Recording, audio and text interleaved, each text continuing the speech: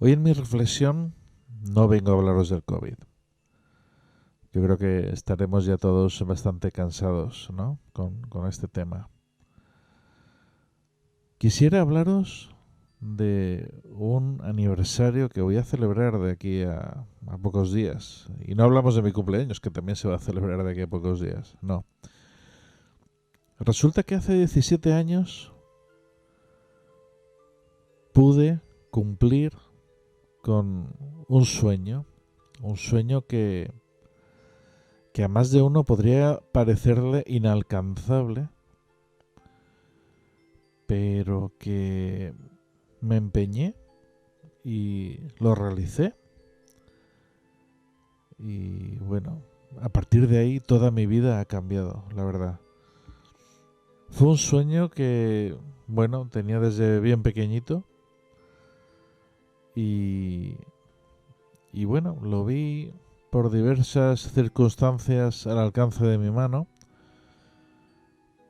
Había hecho una parada en mi vida y dije, ¿por qué no intentarlo? Hice las maletas y crucé medio mundo para llegar a Tailandia. Allí empecé literalmente, pues, una nueva vida. Primero me fui un mes, luego saqué una extensión de visado para más tiempo, para 2 meses más. Estuve 3 meses. Y luego ya cuando volví a Murcia, pues al cabo de 3 meses empaqueté cajas y cajas, 24 cajas y más o menos, que me volví a llevar a Tailandia y me quedé pues cerca de 4 años. Y bueno, han sido los años más felices de toda mi vida, os lo puedo asegurar. Con esto, ¿qué os quiero decir?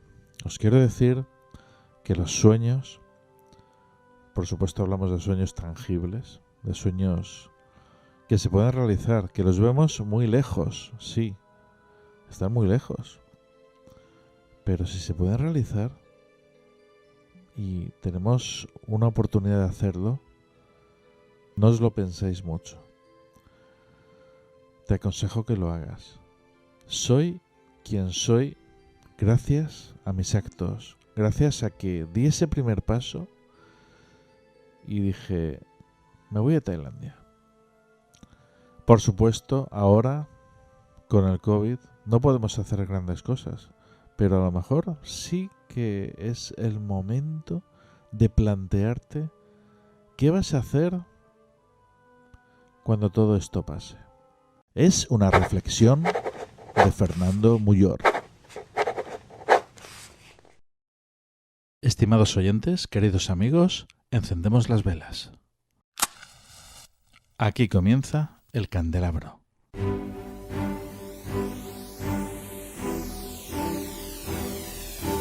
En la oscuridad de la noche, el candelabro nos ilumina y nos cubre de misterio. Arqueología imposible, el más allá, ufología, encuentros cercanos a la muerte, esoterismo, misterios de la historia y ciencias de frontera que nos llevarán a otra dimensión. Todos los viernes a las 12 de la noche en Cadena Azul Radio y Azul FM.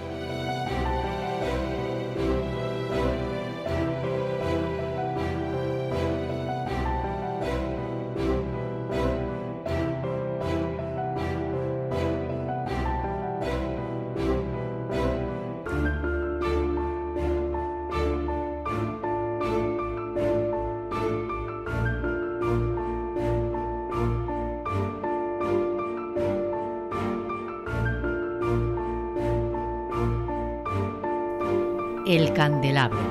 Dirige y presenta Fernando Muyor.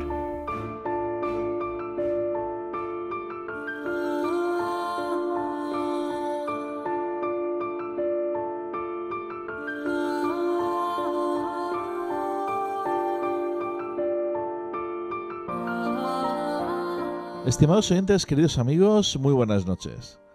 Intrigas palaciegas, asesinatos, sexo, corrupción. La familia Borgia arrastra desde el Renacimiento un sinfín de leyendas y mala fama, tal que últimamente especialistas, periodistas, historiadores comienzan por fin a revisar y desmitificar. Esta noche vamos a tener aquí en el Candelabro a grandes amigos y grandísimos profesionales con quienes trataremos de aclarar y desmitificar pues esa leyenda negra que existe en torno a la familia Borgia. Para ello, lo dicho, tendremos ni más ni menos que a Juan Ignacio Cuesta, periodista y diseñador gráfico, autor de La vida secreta de los Borgia y miembro destacado de un gran programa hermano como es La escóbula de la brújula. Estará también aquí Álvaro Anula Pulido, periodista y grandísimo amigo, y por supuesto parte del equipo del programa, Juan G. Caparrós, quien, bueno, este tipo de programas lo disfruta como un enano, se sale porque es uno de sus temas favoritos, ¿no? Quien dirige y presenta, un servidor, Fernando Mollor. Y antes de pasar a lo que son los espacios que tenemos habitualmente, Pensamiento Supremo y Habitación 237, vamos a sortear ese libro que todas las semanas estamos sorteando para los fans de iVoox del Candelabro, para aquellos que apoyan el Candelabro en iVoox. Hazte fan de iVoox en el Candelabro. Comienza el nuevo año con extras de nuestros programas, sorteo de libros y otros regalos. En iVoox verás una pestaña azul que pone apoyar y haciendo clic aquí podrás apoyar nuestra labor divulgativa con un coste mensual de tan solo 1,50 € al mes. Hazte fan del Candelabro en iVoox ya mismo. Una vez que hemos visto ya cómo hacernos fan del Candelabro, vamos ya con ese sorteo del libro de esta semana. El libro lo ha escrito nuestro querido compañero Miguel Pablo Sancho y se titula El Kubil de Gerd Überlingen. ¿Cómo participar en este sorteo? Muy sencillo. Tenéis que escribir un correo electrónico a info@elcandelabro.es donde nos tenéis que decir la fecha exacta, os doy una pista, el año 2018, la fecha exacta en el que hicimos un programa con nuestro querido amigo y psicólogo Jon Aizpurua titulado Sueños, regresiones y vidas pasadas. Os recuerdo que antes de esto tenéis que haceros fan del Candelabro en iVoox. A continuación vamos con Pensamiento Supremo de la mano de nuestro querido amigo y doctor Alberto Requena y seguidamente nuestro compañero y crítico de cine Antonio Rentero con Habitación 237. Comenzamos.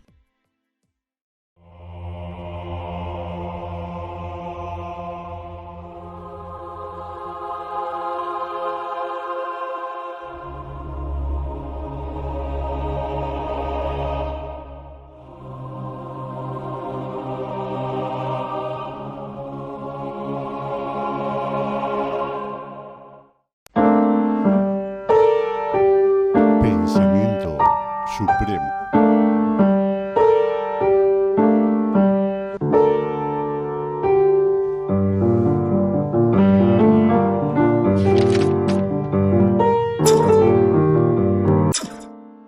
La libertad. La libertad es la forma de ser de la persona en el mundo y al mismo tiempo la forma de ser el mundo para la persona. Si solamente consideramos una parte de este enunciado, resulta ser incompleto, incomprensible incluso, y desde luego erróneo. La racionalidad y la percepción de los valores están íntimamente relacionados, lo que conduce a que racionalidad, libertad y responsabilidad están estrechamente conectadas. La concepción que asume que la libertad es la esencia de la persona es la que se denomina humanismo. La libertad es una exigencia ética, ya que pertenece a la persona, aunque se ha violentado muchas veces a lo largo de la historia. La esclavitud, de hecho, se ha extendido hasta el siglo XX y aún hoy todavía hay formas de esclavitud camufladas en muchas de las actitudes que afloran en nuestras sociedades. La libertad es un estado, mientras que la liberación es un proceso. Y se distinguen dos grandes niveles de la libertad. Libertad moral, autonomía del ego o yo, y libertad natural, que es algo irrepetible y único, intrínseco, por ser persona, por el origen. La primera exige dominar las pasiones y una pureza de espíritu. La segunda exige conciliar la libertad de cada uno con la de todos, como apunta Kant. Los límites de la libertad son el igual derecho que tienen los demás. Así pues, la libertad no se identifica con el egoísmo, ni con lo irracional, ni con lo antisocial, ni con el libertinismo o libertinaje, ni con la demagogia, ni con ninguna clase de negativismo. Ser humanamente libre es serlo con los demás, en un entorno solidario y cada vez más amplio, con la humanidad entera como objetivo. Ser humanamente libre es construir la propia vida, proyectando hacia el futuro, en armonía con la plenitud de las cosas. Las libertades, tanto interna como externa, marcan los límites entre los poderes y constituyen un pensamiento supremo.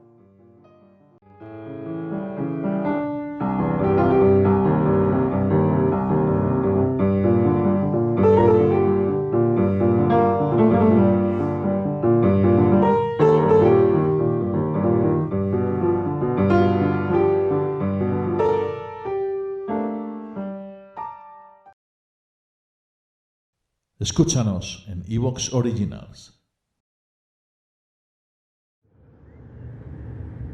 Habitación 237.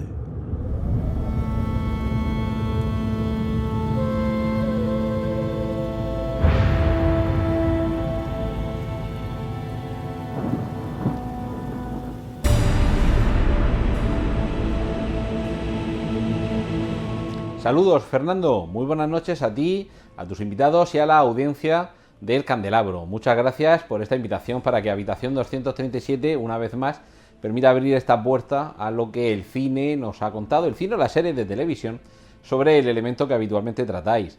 En un programa como hoy, dedicado a los Borgia, había que aludir a las dos series que además coincidieron el mismo año. Cosa curiosa, algo que ha pasado en el cine, ahora avanzaré un poquillo sobre ello. Y también con una película.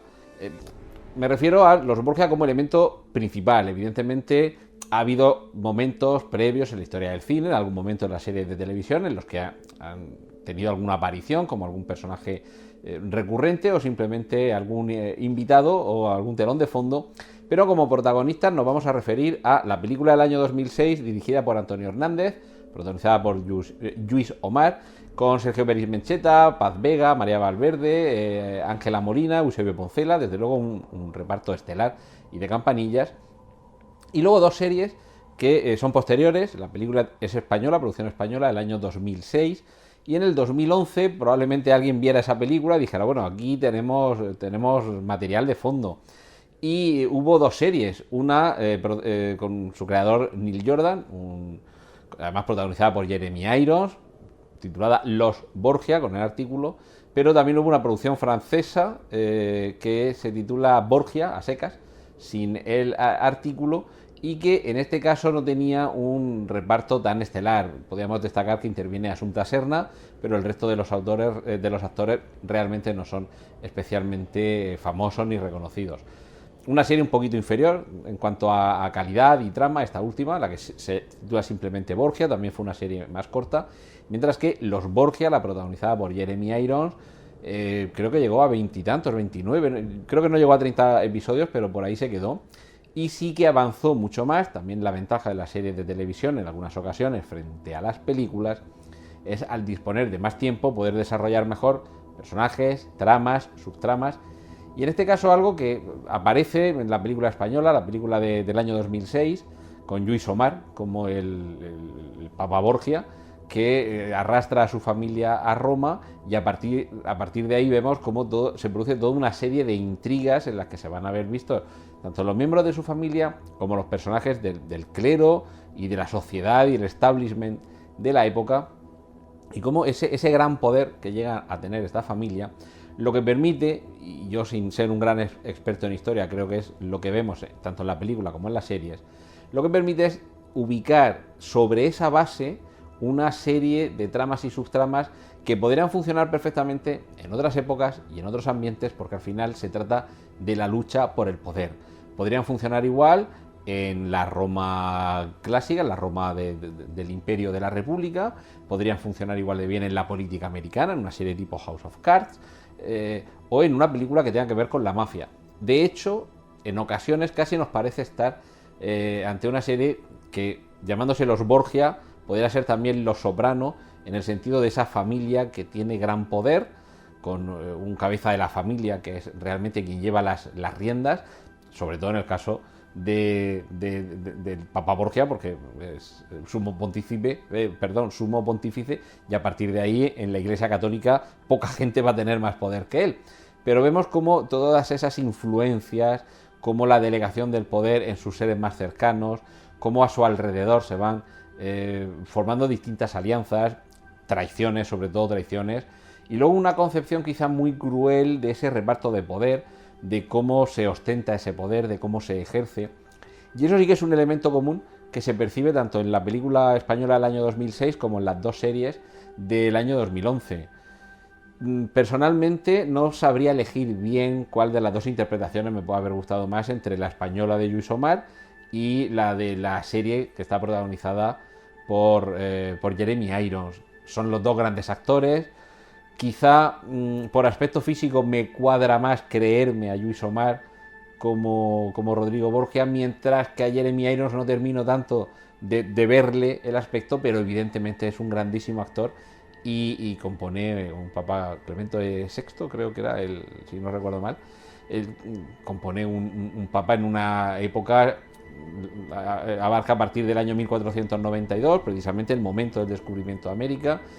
Un momento además en que la historia de España y la historia universal coloca a España un poco en el centro de esos siglos, sobre todo de las décadas inmediatamente posteriores al descubrimiento de América, y precisamente en esos equilibrios de poder es donde transita la narración en torno a este personaje y su familia, porque evidentemente tanto sus tres hijos como su hija Lucrecia, que también ha protagonizado ella quizá alguna otra película y sobre todo alguna otra novela, y toda esa fama de envenenadores, asesinos y corruptos en general, y sobre todo la ejemplificación de que por muy desquiciada, por muy disparatada que hubiera podido ser la realidad en torno al papado Borgia, es más que evidente que esta película y estas series lo que hacen es aprovecharlo, como digo, como un punto de partida, a partir del cual desarrollar unas historias que, bueno, nos permite, sobre todo, ya digo, la serie protagonizada por Jeremy Irons, disfrutar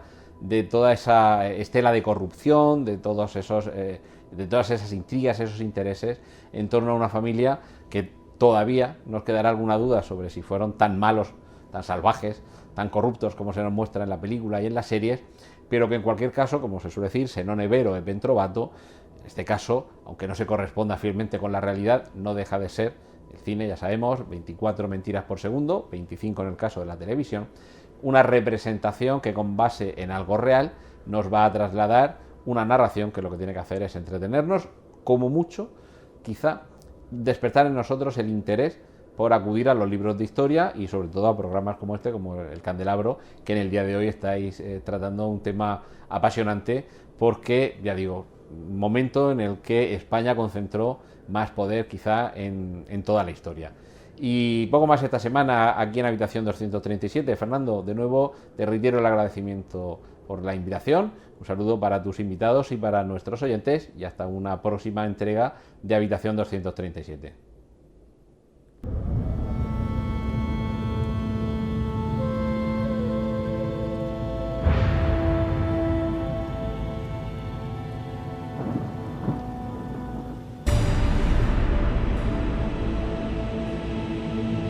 escuchando El Candelabro.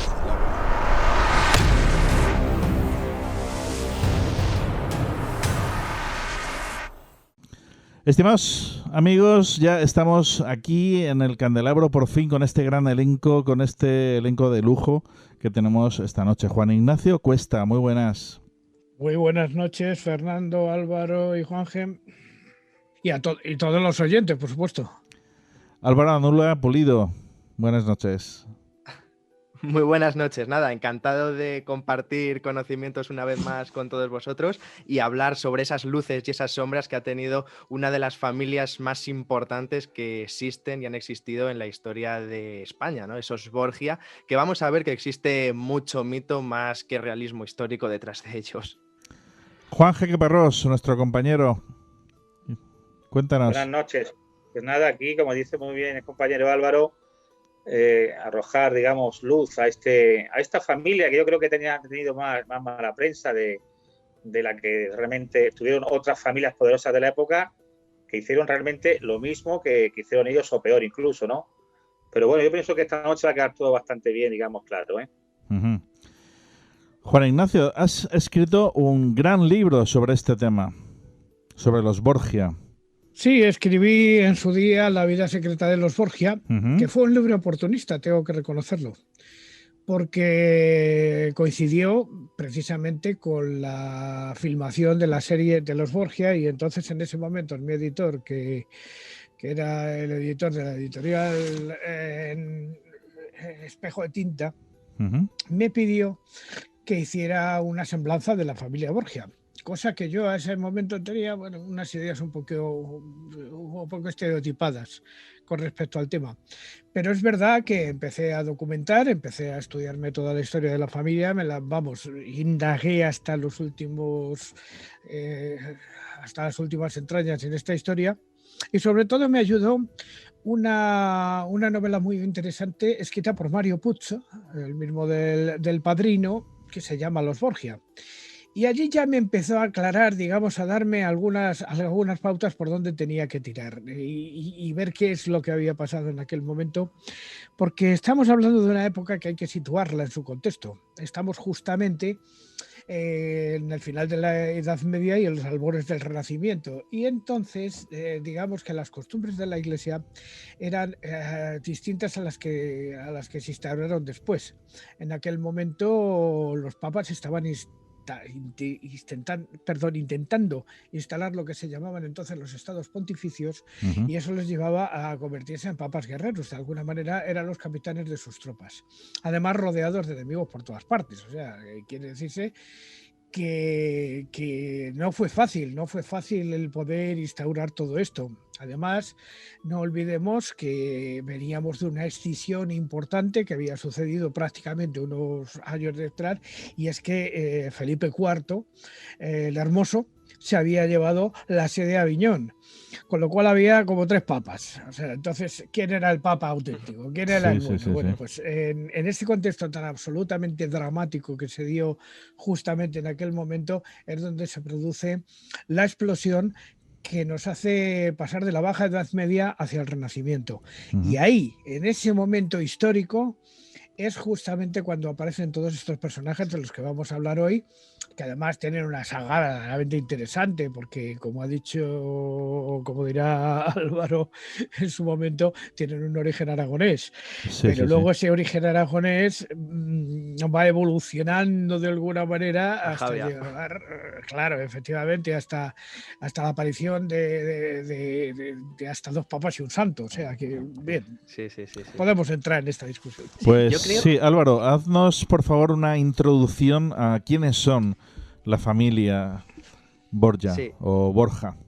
Sí, pues mira, antes de nada, voy a coger el guante de Juan Ignacio. Juan Ignacio creo que ha dado una clave interesante para comprender a esta familia, y es que hay que tener en cuenta el contexto, ¿no? Estamos hablando de un estado pontificio en ciernes, un montón de estados en lo que es la península itálica, a cuál se lleva peor con el otro. En la zona del norte están los franceses acuciando, y luego por el sur vamos a encontrar a los aragoneses, a lo que luego sería las historias del Gran Capitán y todo toda esta vaina.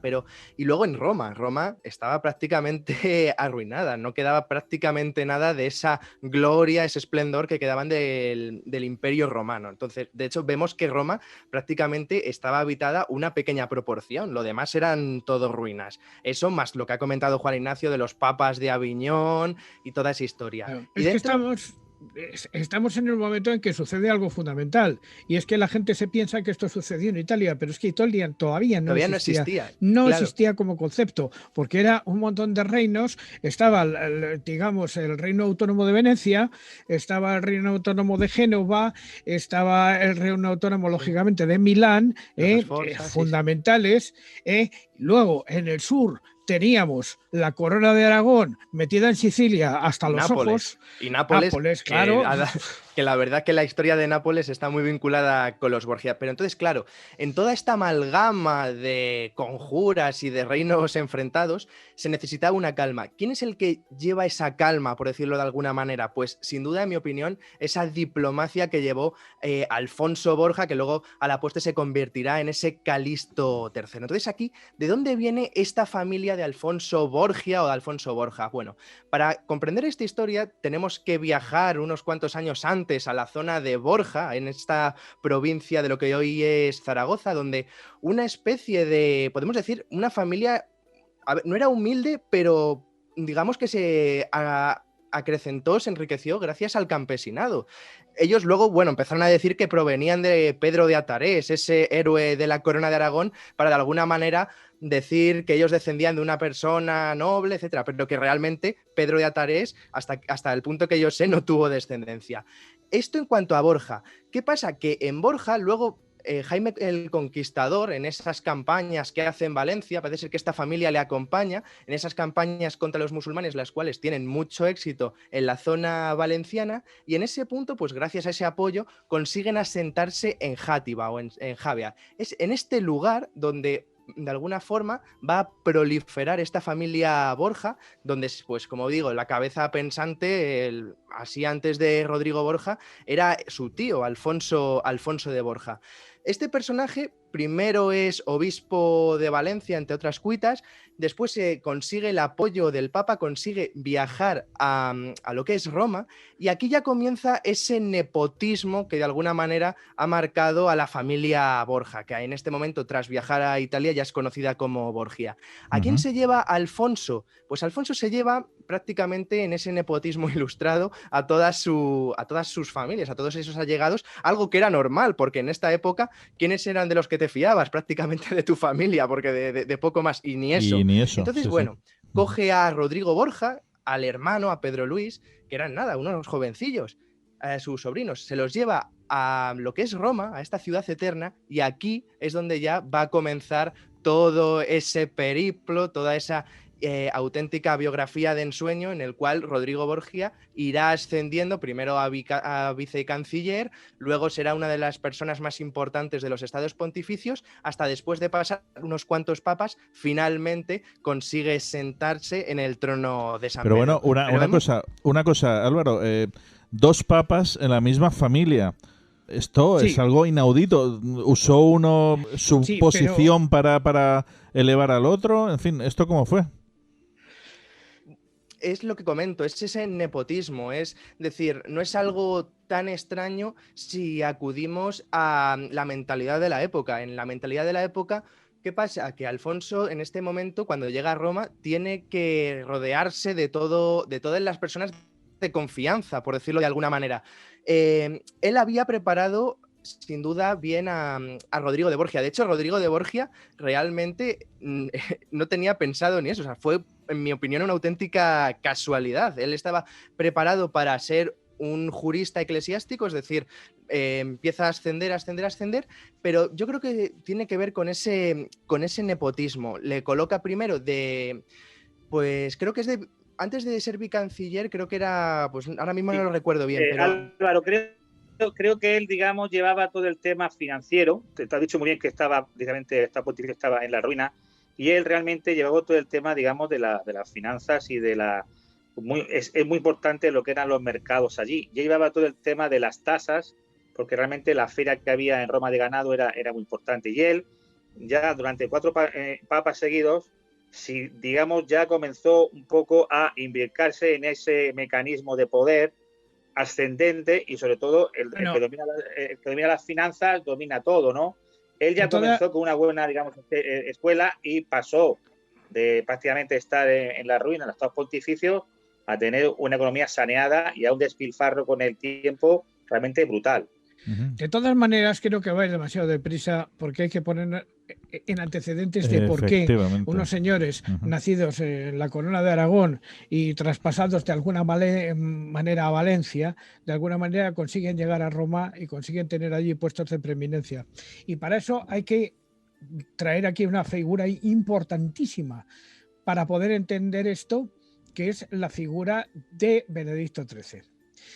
Sin Benedicto XIII no podemos entender esto. Vamos a ver, tras la brutal ruptura, digamos, de Aviñón,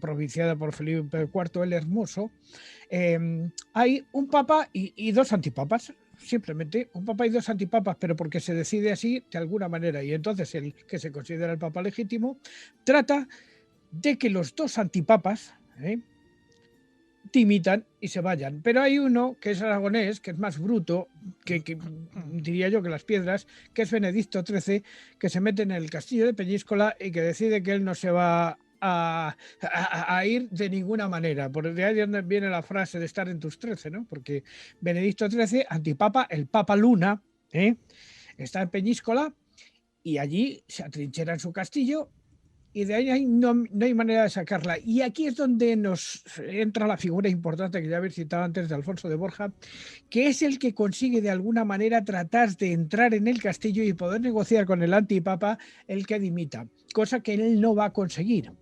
Pero como a Benedicto XIII estaba ya bastante mayor, esa es la verdad, lo que es cierto es que en un momento dado fallece y no sabemos si fallece por causas naturales o por otras.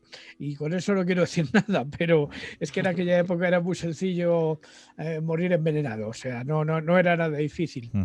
Y es sucedido pues por un papa de transición que sí que cede los derechos, digamos, del antipapa Luna, cede los derechos y eso llevará a que Alfonso de Borja pueda marchar a Roma y decir, señores, yo he conseguido esto ante el papa de la época, que era Martín V. Entonces consigue de alguna manera decir, señores, el papa ya es el papa, ya no hay más antipapas, yo lo he conseguido. Y eso le permite escalar dentro de la curia romana como cardenal, es nombrado cardenal de la colina del Palatino y entonces en ese momento pues empieza su ascenso hasta que llega a ser Calixto III, que sería el papa sucesor de Martín V. Entonces, claro, ¿qué es lo que sucede? Que una vez conseguido que este valenciano, este aragonés, como queramos llamarlo, consiga de alguna manera llegar al papado, empiece a colocar a lo que habíais dicho antes, el concepto que quizá a lo mejor no puedan entender nuestros oyentes si no se lo explicamos bien, que es el tema de los nepos. ¿Qué son los nepos? Los nepos son los sobrinos. O sea, yo pongo a mi sobrino donde me parece oportuno. Básicamente. Le coloco de cardenal y ya está. A vivir, que son 2 días. Y el nepos, el sobrino, porque nepotismo es el sobrinismo, por decirlo de alguna manera, bien traducido, hace que los nepos terminen siendo los que vayan escalando en el cardenalato que llevará a que Calixto III coloque a Rodrigo de Borgia, que es su sobrino, en la iglesia de Loquatris Sancti Coronati, desde donde dominará lo que decía antes Juan G., que es las finanzas de Roma, que era una ciudad devastada por el bandidaje, pero consigue parar el bandidaje y recuperar las ferias y estas cosas. Por eso, claro, cuando decimos, es que los papas Borgias siempre están asociados al veneno, pues no. No están asociados al veneno, también están asociados a parar una cierta situación de corrupción, pero también una cierta situación de pobreza que había en el Tesoro del Vaticano, porque en ese momento el Vaticano no tenía nada prácticamente. Sí, no, claro. Claro, entonces, ¿qué es lo que pasa? Que ya, digamos, la familia Borja cambia su apellido por Borgia para hacerse italianos, porque realmente esa es la verdad.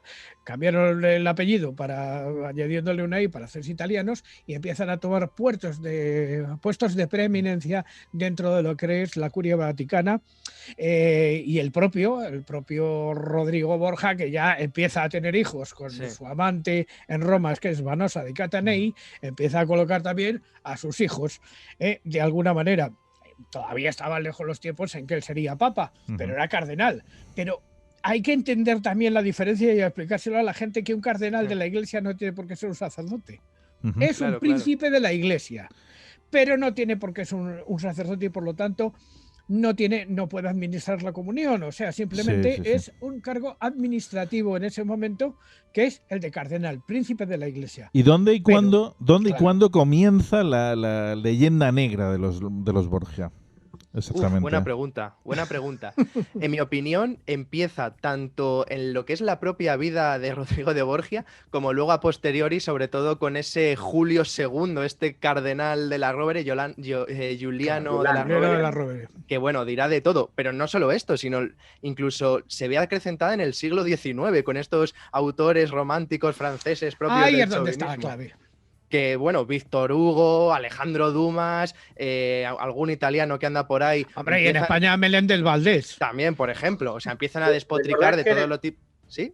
En la época romántica, España era, digamos, el sitio de moda. Y claro, si tú le metes a un papa español toda la leyenda romántica, los amoríos, el sexo, el veneno, pues digamos, vende más, ¿no? Recordad lo que era que para, digamos, el romanticismo, España era, digamos, su fuente de inspiración, ¿no?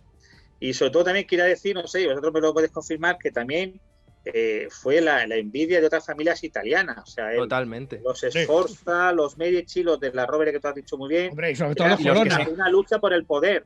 La lucha por el poder. Porque recordar también, que es una cosa que creo que también es importante, que la gente entonces tenía mucho miedo y mucho respeto a la otra vida. Es decir, la iglesia es poder. Generalmente lo que era religión es poder en todos sitios, pero en aquella época, en aquel contexto, Europa, el que podía ser excomulgado, el que realmente pudiera ir al infierno y que tu alma era son terrores. Ese, digamos, miedo era, digamos, utilizado por todas estas familias y por todos estos poderes para realmente enriquecerse y, sobre todo, dominar a la gente, ¿no? Entonces, pero claro, eso era una lucha por el poder continua de las familias y de los países, porque Francia también, recordamos, por eso se lleva, ahí no lo puede, digamos, también confirmar, es que se lleva por eso el papado a la ciudad de Aviñón para seguir gobernando, para tener incluso más poder. Por eso he dicho un momento que hay 3 papas. El Papa Luna, el pobre aquí en Peñíscola, solo. El Papa, digamos, en Aviñón, y hay otro más en Roma, ¿no? O sea, que la lucha siempre por el poder pero la manía viene porque ellos fueron siempre considerados extranjeros. Por eso se cambian el nombre, como han dicho, de los Borja a Borgia, porque en verdad era Borja. Justamente luego sus, digamos, descendientes vuelven a ser Borja, ¿no? De hecho, creo que uno de ellos, Francisco de Borja, llega a ser santo. Era el duque de Gandía, pero cuando él muere su mujer, empieza, digamos, una vida, se ingresa en la orden de los jesuitas, y entonces empieza, digamos, su periplo personal como místico. De alguna manera termina siendo San Francisco de Borja, o sea que también es de la misma familia, pero había sido duque de Gandía un poquito antes. Es que claro, hay que repartir, digamos los dominios de la familia Borja, sobre todo entre Gandía y Játiva, o sea, eso es impepinable. ¿Por qué? Porque ahí tenían sus castillos, ahí tenían sus posesiones y ahí tenían, digamos, su mecenazgo, de alguna manera.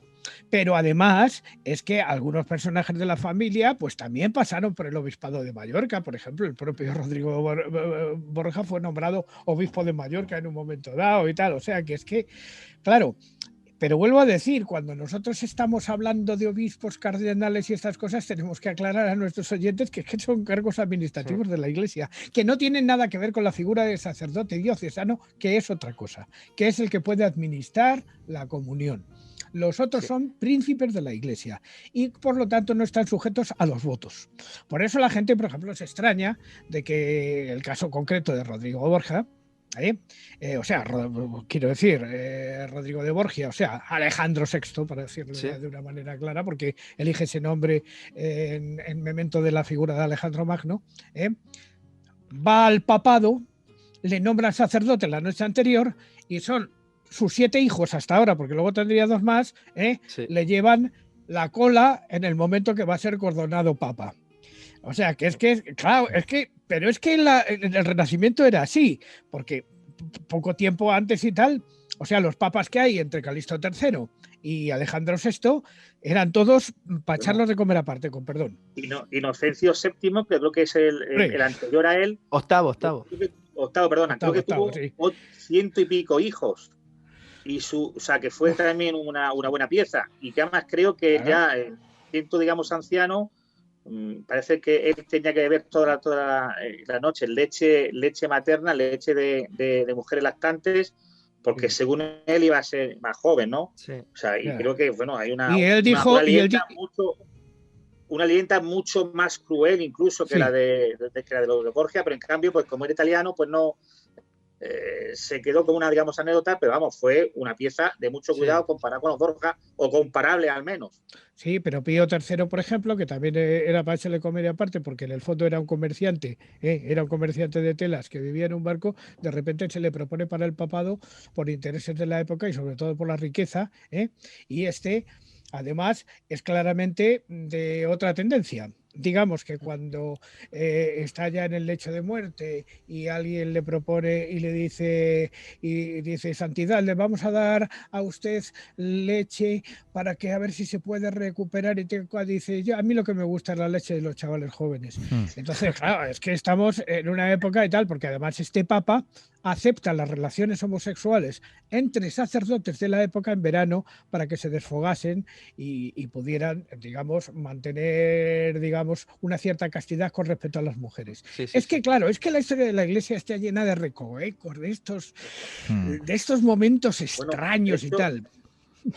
Luego, de hecho, creo que una de las fuentes financieras más importantes que Rodrigo Borgia, luego fue Alejandro VI, era la casa de cita de la época en Roma. Creo que eran las mejores de Europa. Él se encargó directamente de que fueran, digamos, las mejores. Por eso, cuando Lutero llega posteriormente a Roma y ve lo que ve, un cura, digamos, alemán, súper religioso, súper estricto, y ve puritano, lo que ve cuando se subleva. Claro, y ve lo que esto es, claro, en cierta forma él ve eso todo, digamos, ataca, aparte del tema, digamos, lujurioso, el tema, digamos, del dinero y el lujo, un despilfarro total, y ve a la buena gente cómo dan limón utilizada tanto para el poder, para fiestas locas y para otras cosas, ¿no? También, de todas formas, al parecer, ya hay historiadores y expertos quienes afirman que era también un hombre, pues, apasionado, tolerante, entregado a la familia. En fin. Todos estaban entregados a la familia porque todos tenían hijos y aspiraban a que heredasen, y el que no tenía hijos tenía sobrinos. Claro. O sea, pero sobre todo hay una figura entre todos estos papas, digamos, de transición entre Calixto III y Alejandro VI, hay uno que es especialmente nefasto, o sea, porque es Inocencio, el Papa Inocencio VIII. Inocencio VIII es el papa que permite la publicación de un manuscrito que se llama el Malleus Maleficarum, efectivamente, que es el martillo de brujas, o sea, el libro que serviría a partir de ese momento para perseguir a todos y cada uno de los que se consideraban herejes por prácticas de hechicería. Vamos a ver, nos explicamos.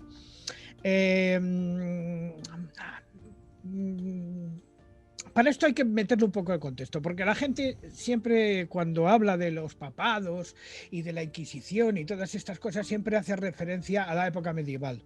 En la época medieval había una Inquisición, no digo que no, una Inquisición que se creó fundamentalmente para controlar a los cátaros, a los Bolsoms. Pero esa Inquisición, que estaba dirigida de alguna manera por Arnau Amalric, no llegó de alguna manera a tocar toda esta época, porque era otra manera de ver las cosas. Ahí lo que importaba solamente era la herejía de los cátaros y todo lo demás daba igual. Cuando los cátaros termina su protección de la familia Trencabel y sobre todo porque Guillermo de Montfort es el que gana en la batalla de Muret a Pedro II el Católico, con lo cual instaura en la corona del Reino de Aragón a Jaime I el Conquistador, esto es antes de la época que estamos hablando, lógicamente, ¿qué es lo que sucede? Que parte de Francia que aspiraban los francos a tenerla, porque el Rosellón y el Franco Condado caen en aquella época en manos ya digamos de la parte de debajo de los Pirineos, en lo que es la zona del Rosellón. Entonces, una vez que sucede esto, la cuestión del papado es completamente distinta, o sea, es completamente distinta. Hasta ese momento los intereses del papado eran intereses, digamos, de sumisión al poder, de alguna manera, que estaba encarnado por Felipe IV el Hermoso.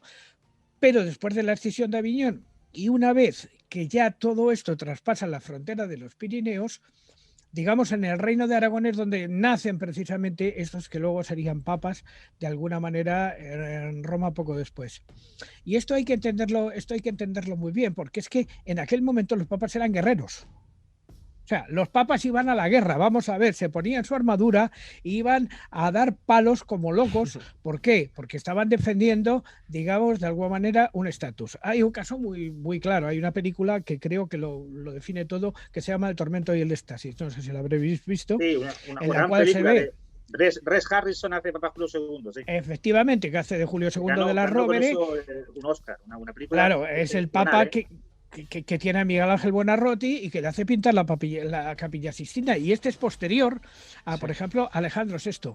Pero también hay que entender que estamos al principio del Renacimiento, a principio del concepto España, que lo traen los Reyes Católicos, y que los Reyes Católicos tenían un pacto de convivencia fundamentalmente con Rodrigo de Borgia, con el Papa Borgia. ¿Por qué? Pues muy sencillo, porque les interesaba a ambos. De hecho, hay dos bulas que se publican, qué casualidad, en 1491, las dos bulas intercaetera, en las cuales se adivina que algo se va a descubrir. Sí. Fíjate tú por dónde. Es que yo ahí, claro, ahí además, a lo mejor suelto una herejía, pero realmente, en mi opinión, el Papa Alejandro VI, posteriormente, o anteriormente, mejor dicho, Rodrigo Borgia, pudo ser posiblemente el precursor de lo que conocemos como el Estado español. O sea, posiblemente. Hombre, por supuesto, porque sin duda ninguna. O sea, claro, y sobre todo por una razón muy concreta, porque una vez que se descubre América, lo primero que hace es el Tratado de Tordesillas. Sí, y no solo eso, sino que él es el encargado de alguna manera, cuando llega a España en uno de esos viajes diplomáticos, cuando era vicecanciller, llega a España, digamos que apacigua un poco esas leches que había entre aragoneses, navarros, castellanos, y sobre todo toma partido por Isabel la Católica. Por Isabel la Católica. Que posiblemente, si no hubiese tomado partido por Isabel la Católica, ahora mismo lo que es prácticamente tú y yo estaríamos hablando portugués y posiblemente, América también hubiera sido portuguesa. Pero es que voy más allá. Es que fue el que legalizó el matrimonio entre los reyes católicos. O sea, antes sí que había como una especie de concubinato, que era algo legal, pero él fue el que dijo, pum, a través de bula podéis casaros. O sea, pero sobre todo, hay que darle una gran formación política, una gran formación política, diplomática, y tenía bastante, virtudes, grandes defectos, como puede ser, por todo mejor el tema de las mujeres y tal, pero fue una persona también de un gran nivel, una gran cultura, o sea, tuvo también como hemos dicho bien, sus luces, ¿no? Su maestra fue Beatriz Galindo. O sea, es que claro, estamos hablando que las mujeres no han existido en la historia de España y hay dos de un peso fundamental en aquellos años, hacia los alrededores de 1450, cuando está empezando a consolidarse el final de los musulmanes en España. Que una es Isabel la Católica, otra es Isabel Galindo, y fundamentalmente hay uno que no lo podemos dejar de citar, que es el cardenal Cisneros. O sea, que es que tiene una importancia fundamental en todo esto, porque claro, hay un problema también en España en ese momento. España, quiero decir, la península ibérica, no existía España todavía, está dividida en dos, una controlada por la familia Avis en Portugal y otro por las familias españolas, de alguna manera, que al final terminarían en Roma. Entonces es cuando viene la escisión que lleva a la creación del Reino de Portugal después de la batalla de Aljubarrota. Es que claro, hay que hilar muchos cabos para darse cuenta de qué es lo que sucedió en aquella época, porque no es nada fácil. Hay que tener en cuenta que tiempos de Alfonso X, y vamos un poquito más atrás, en tiempos de Alfonso X el Sabio, que estuvo a punto, como vosotros sabréis, de ser el emperador del Sacro Imperio Romano Germánico, que no lo consiguió, por cierto. Sabéis que el idioma que se hablaba en la península ibérica era el galaico-portugués, en el que están escritas las cantatas en loor de Santa María la Virgen. ¿Entiendes? Sí.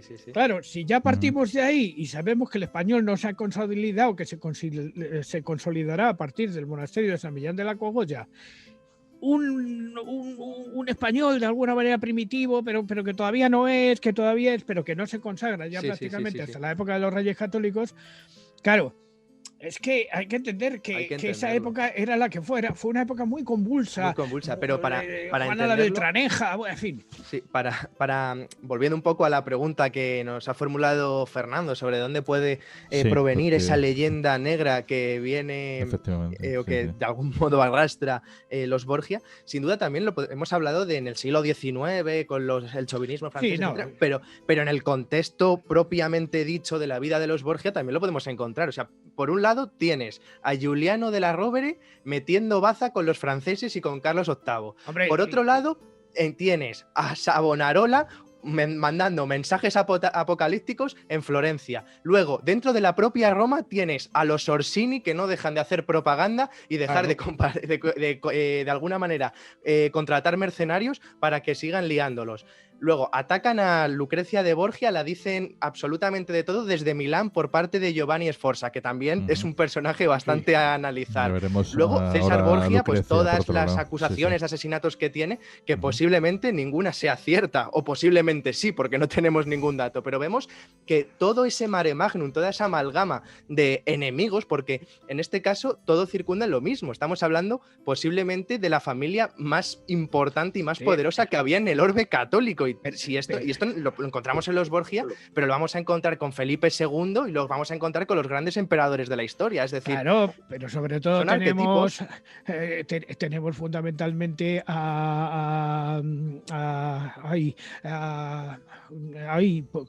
de Medici, Lorenzo de Medici, sí. Además apoyando el trabajo de un señor muy importante para la época, que es Nicolás Maquiavelo. O sea, claro. Maquiavelo, que se fundamenta en El Principito, en la figura de César Borgia como el principal, digamos, el modelo de persona renacentista, ¿no? Yo creo que era una mezcla entre César Borgia y Fernando II de Aragón. Sí. O sea, pero que digamos que para que veáis la importancia que tenía, o por lo menos, digamos, el respeto que infundaba la familia Borgia en aquella época. Entonces, todo eso creó una especie de propaganda. Pues, por ejemplo, se me viene a la mente la familia Orsini, la familia Colonna, estos que la estaban liando parda en Roma para puñetear a los Borgia, empiezan a difundir esos libelos, esa propaganda, que estamos hablando que es la época de la imprenta. Entonces ya empiezan a ver esas propagandas en panfletos, etcétera, en la cual pues una carta escrita a los habilis dice algo así como que los Borgia envenenan, los Borgias tienen incesto, pero no lo hacen en persona. En concreto, digamos que el envenenador, que no fue como se cuenta Lucrecia ni mucho menos, es un personaje de la época oscuro, pero que era amigo de César Borgia, que se llamaba Michelangelo Michelotto.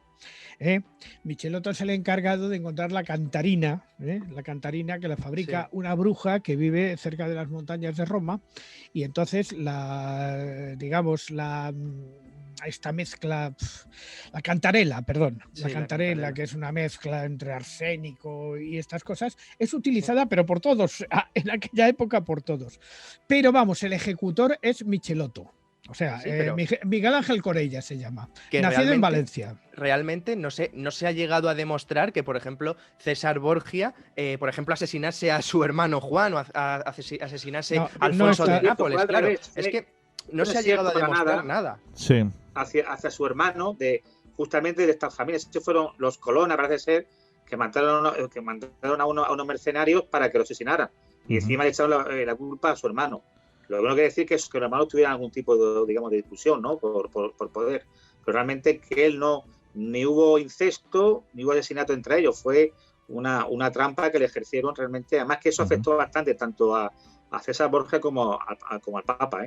Le afectó bastante la muerte de Juan, porque además creo que, digamos, apareció sobre el Tíber allí durante varios días. Todo el pueblo pudo verlo. Y fue para, claro, digamos, pero es que estamos hablando de que Juan en esa época podía tener algún enfrentamiento con cualquiera. Estamos hablando que era una persona dada al juego, dada a las mujeres, o sea, podía tener rencillas y a sacar la espada por cualquier cosa. Claro, es que incluso pudo haberle matado antes Jufré, su hermano, que el propio César Borgia, porque estaba teniendo noches de pasión con Sancha de Aragón, que bueno, también era un personaje bastante llamativo. Es que vemos que todo, digamos, es que esto lo dice muy bien Demócrito de Abdera, o sea, darle más al que la sombra del hecho, la palabra es la sombra del hecho, es decir, lo que decía Julio Caro Baroja, hay que dar más al que tiene más y dar menos al que tiene menos. Entonces, creamos ahí una especie de arquetipo de perversión, de lujuria, de conjuras en un personaje que todo tiene que ver con esos rivales para intentar...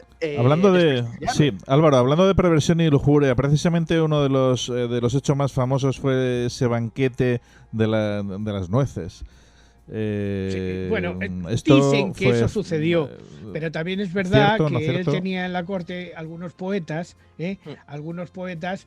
que eran homosexuales y tal, y que se dedicaron a proclamar esos excesos brutales que se daban dentro del Vaticano y tal, pero que no tenemos nada más que de parte. ¿Fueron tales realmente? ¿O porque también hay quienes dicen que no fue así? Vamos, que fue un simple... Que comparado con las orgías que hacía Tiberio en Capri o incluso Calígula, no tuvieron nada que ver.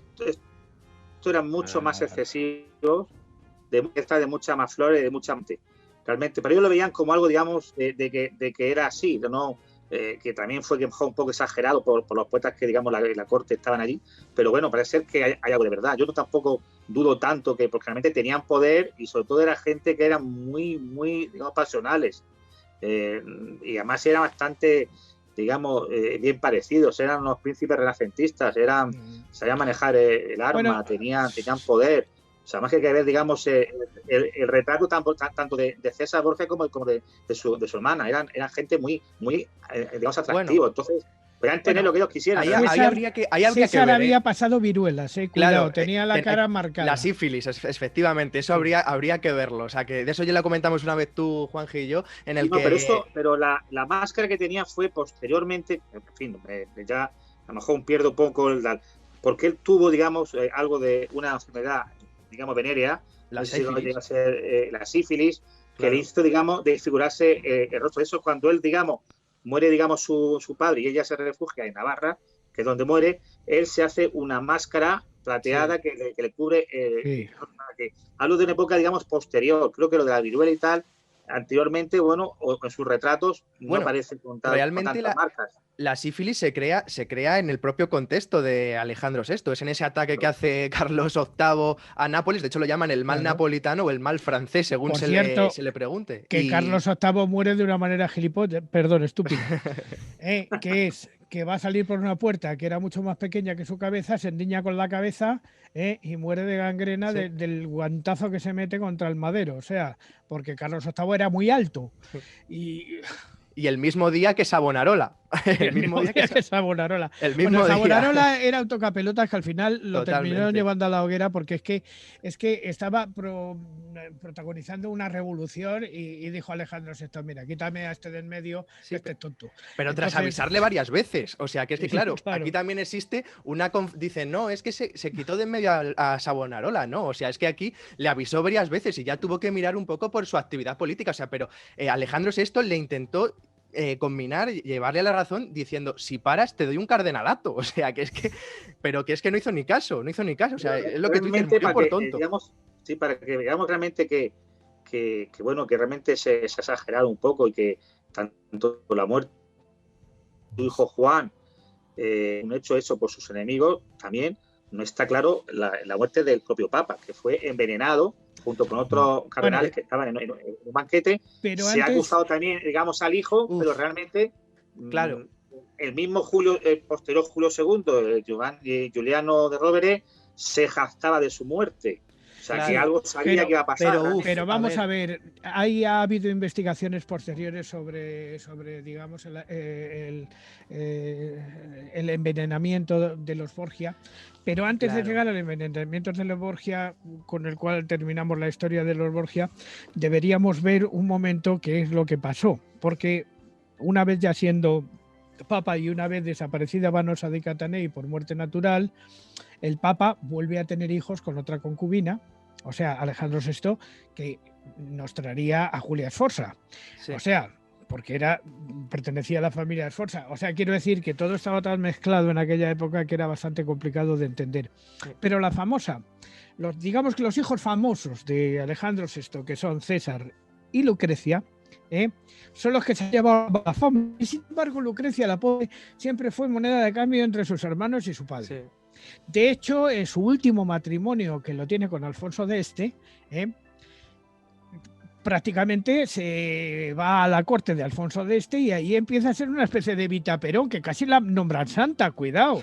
O sea, que estamos hablando de una mujer que pasaba por envenenadora y casi la nombran santa al final de su vida. Además, ella establece relaciones con un poeta que se llama Pietro Bembo, Sí. que precisamente dio lugar, es un poeta de la época que dio lugar a la creación hasta de un tipo de imprenta que se llamaba el Bembo. ¿Sí?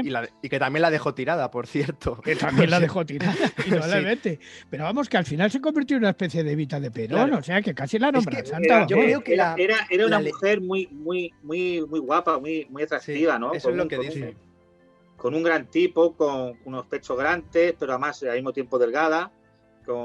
Además era bastante, digamos, culta para la época, para eso, digamos, su padre sabía y tal. Hablaba 4 lenguas, sí. Pero yo creo que de alguna forma esa leyenda negra que circula sobre Lucrecia Borgia nace en un momento concreto, en ese momento en el cual de repente aparece con un enigmático hijo, ese infante romano, que nadie sabe de dónde ha aparecido. Entonces, claro, aquí ya empiezan, pues eso, Giovanni Sforza lo acababan de dejar hace meses, el Papa había roto la nulidad matrimonial y hay que contar por qué lo había roto, porque el hombre era impotente. De hecho, le hicieron una especie de prueba delante de clérigos para ver si era potente y se vio que no.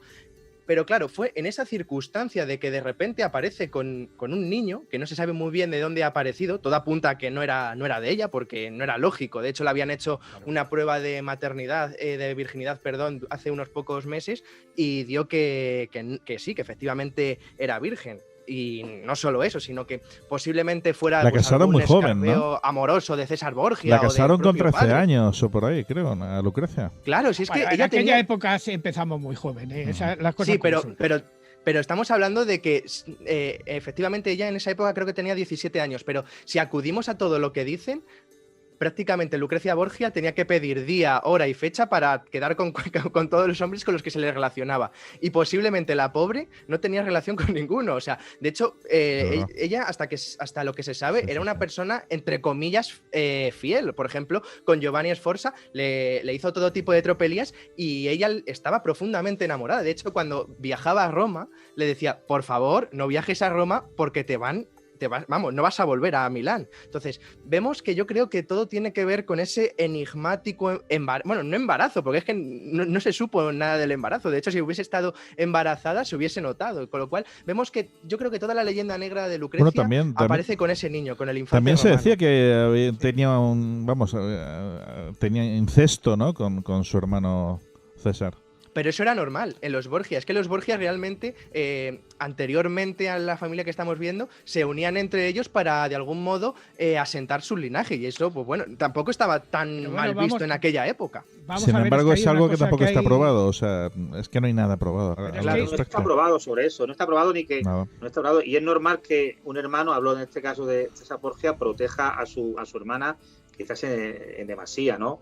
Y bueno, y que incluso su padre pues le dé besos, incluso no en la boca, delante de la gente. La gente empezó a hablar. Fue también, no está aprobado el incesto, ¿eh?